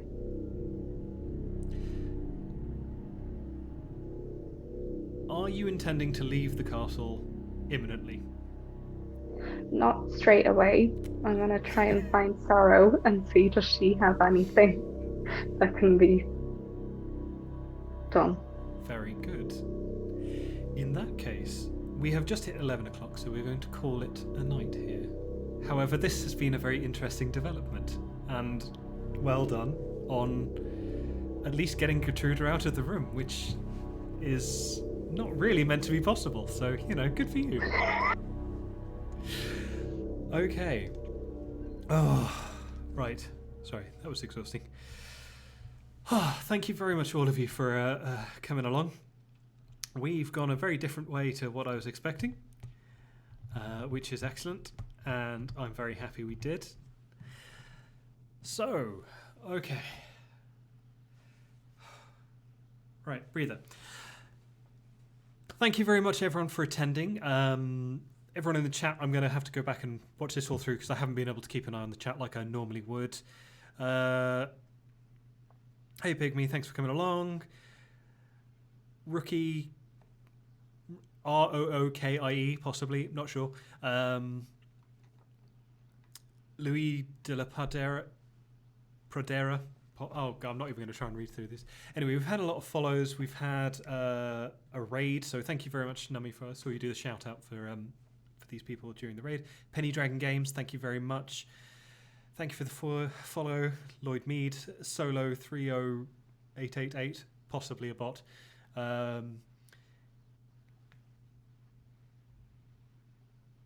Kate Itzamap, Xanaphia, Lestav TV2, DB Gibson, not Gibson, Jesus. Anyway, thank you all very much for the follows, the attending and all of the chatting and stuff. Excuse my pronunciation. Oh, thank you, Rookie. I know the others put a lot of effort into their appearances. Not so much myself, but yeah. Thank you much for the follow. Okay, so as a quick sign off, with me tonight I have, first off, the wonderful Nummy Numbers. It's me. Hello. Yes, I am Nummy Numbers. I am 1/3 of Booty Bay Squad here on Twitch with Lazy Jane and Joanna Wanna. Twitch.tv/Booty Bay Squad. Come join us on Wednesday or possibly Thursday nights for ridiculous, sweary, burpy nonsense. And also we are on Twitter at Booty Squad 3. We just talk a lot of shit. That's the whole thing. Thank you very much. Give those lovely people a follow if you are interested in such things. Tex. Hi, I am Tex. I don't normally look like this, but feel free to drop a follow and find out what I look like. I'm a variety stream where I do a variety of things, mix of different video games like Stardew, Dark Souls, and whatever other random crap I feel like playing. Currently running through a series of Blades in the Dark, which is a different TTRPG system, bit simpler than D&D, that's set in a kind of steampunky city in which these people here are criminals, which is great fun. I also do some live music streams occasionally as well. Thank you very much. Luna, who are you and where can people find you on the internet? I am Luna. I am on Twitch as well. I stream games. I try and do spooky ones, but I haven't for a little bit. I guess that's kind of it. Thank you very much. Gaijin. Thank you. I'm Adam from Gaijin Gamer, and no surprise, as with everyone else, I'm also on Twitch, a variety streamer that usually tries to stream at least 3 or 4 times a week. Bit of anything and everything. I've done stories, I've done art, I've ran my own D&D one-shots, a bit of anything and everything. And alongside that, I am also a leather worker, hence this breastplate, which you can't see massively, handmade, and dice trays, and everything in between, from wallets, belts, armor, watch straps, anything you want. Also there. Well, thank you. Lovely. And finally, Claire. Hi, I'm Claire. Funny enough, you don't really find me on Twitch, or you do if you go to anyone else's channel. I do not stream myself, I just crash everyone else's. However, I'm working on a project that I promised my friend I'd shout out. So if we're doing a kind of Lovecraftian War of the Worlds thing. I don't know. That's yeah. So if you go to RMB Composer on Instagram, if you're interested in that, but if not, well, that's sad for your life. Thank you very much. So yes, thank you all lovely people for joining. I am Kirby Rawstorn. I'm a charity streamer under the organisation Roll Together, currently raising money for the Climate Coalition, not the Clean Air Coalition, who are different people who I'm not raising money for at the moment. If you do want to make a donation, then please feel free using the link that is currently in chat. Thank you very much, Nummy, and thank you for doing all the shout-outs.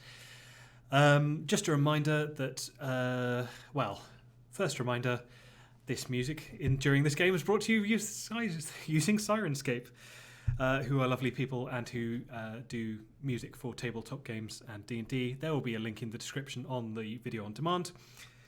The other thing to remind you is that we have another stream coming up tomorrow featuring 2 of these lovely people, the Yaki and Sorrow characters, but will be appearing as in their character. human selves. Wait, we have to be in. I was going to Okay. say, are we in character for this? I know, I'm phrasing this badly. Do I also have to? I have to do the makeup, and Yeah, he has to you- wear the wig. Yes, but also a space helmet, because we will be doing another episode of A Matter of Fact, which is a fact program, and it will be based around space. What time? And what time is that happening I tomorrow? don't know, 7:30 tomorrow, and it will be featuring Text Unplugged, Dummy Numbers, and Luxury Gay Space Communist as Obviously. contestants. So yeah, come along. Also for the chance to win a gift sub. Ooh. Well, there'll be 5 of them, but you'll only win 1. Anyway. Oh, Lux. Thank you very much for that. Cool. So that is us for now. We are now going to do a quick cheeky raid. Hope everyone's had a good time. Take care of yourselves. Love each other. And yeah, we will see you all hopefully next time.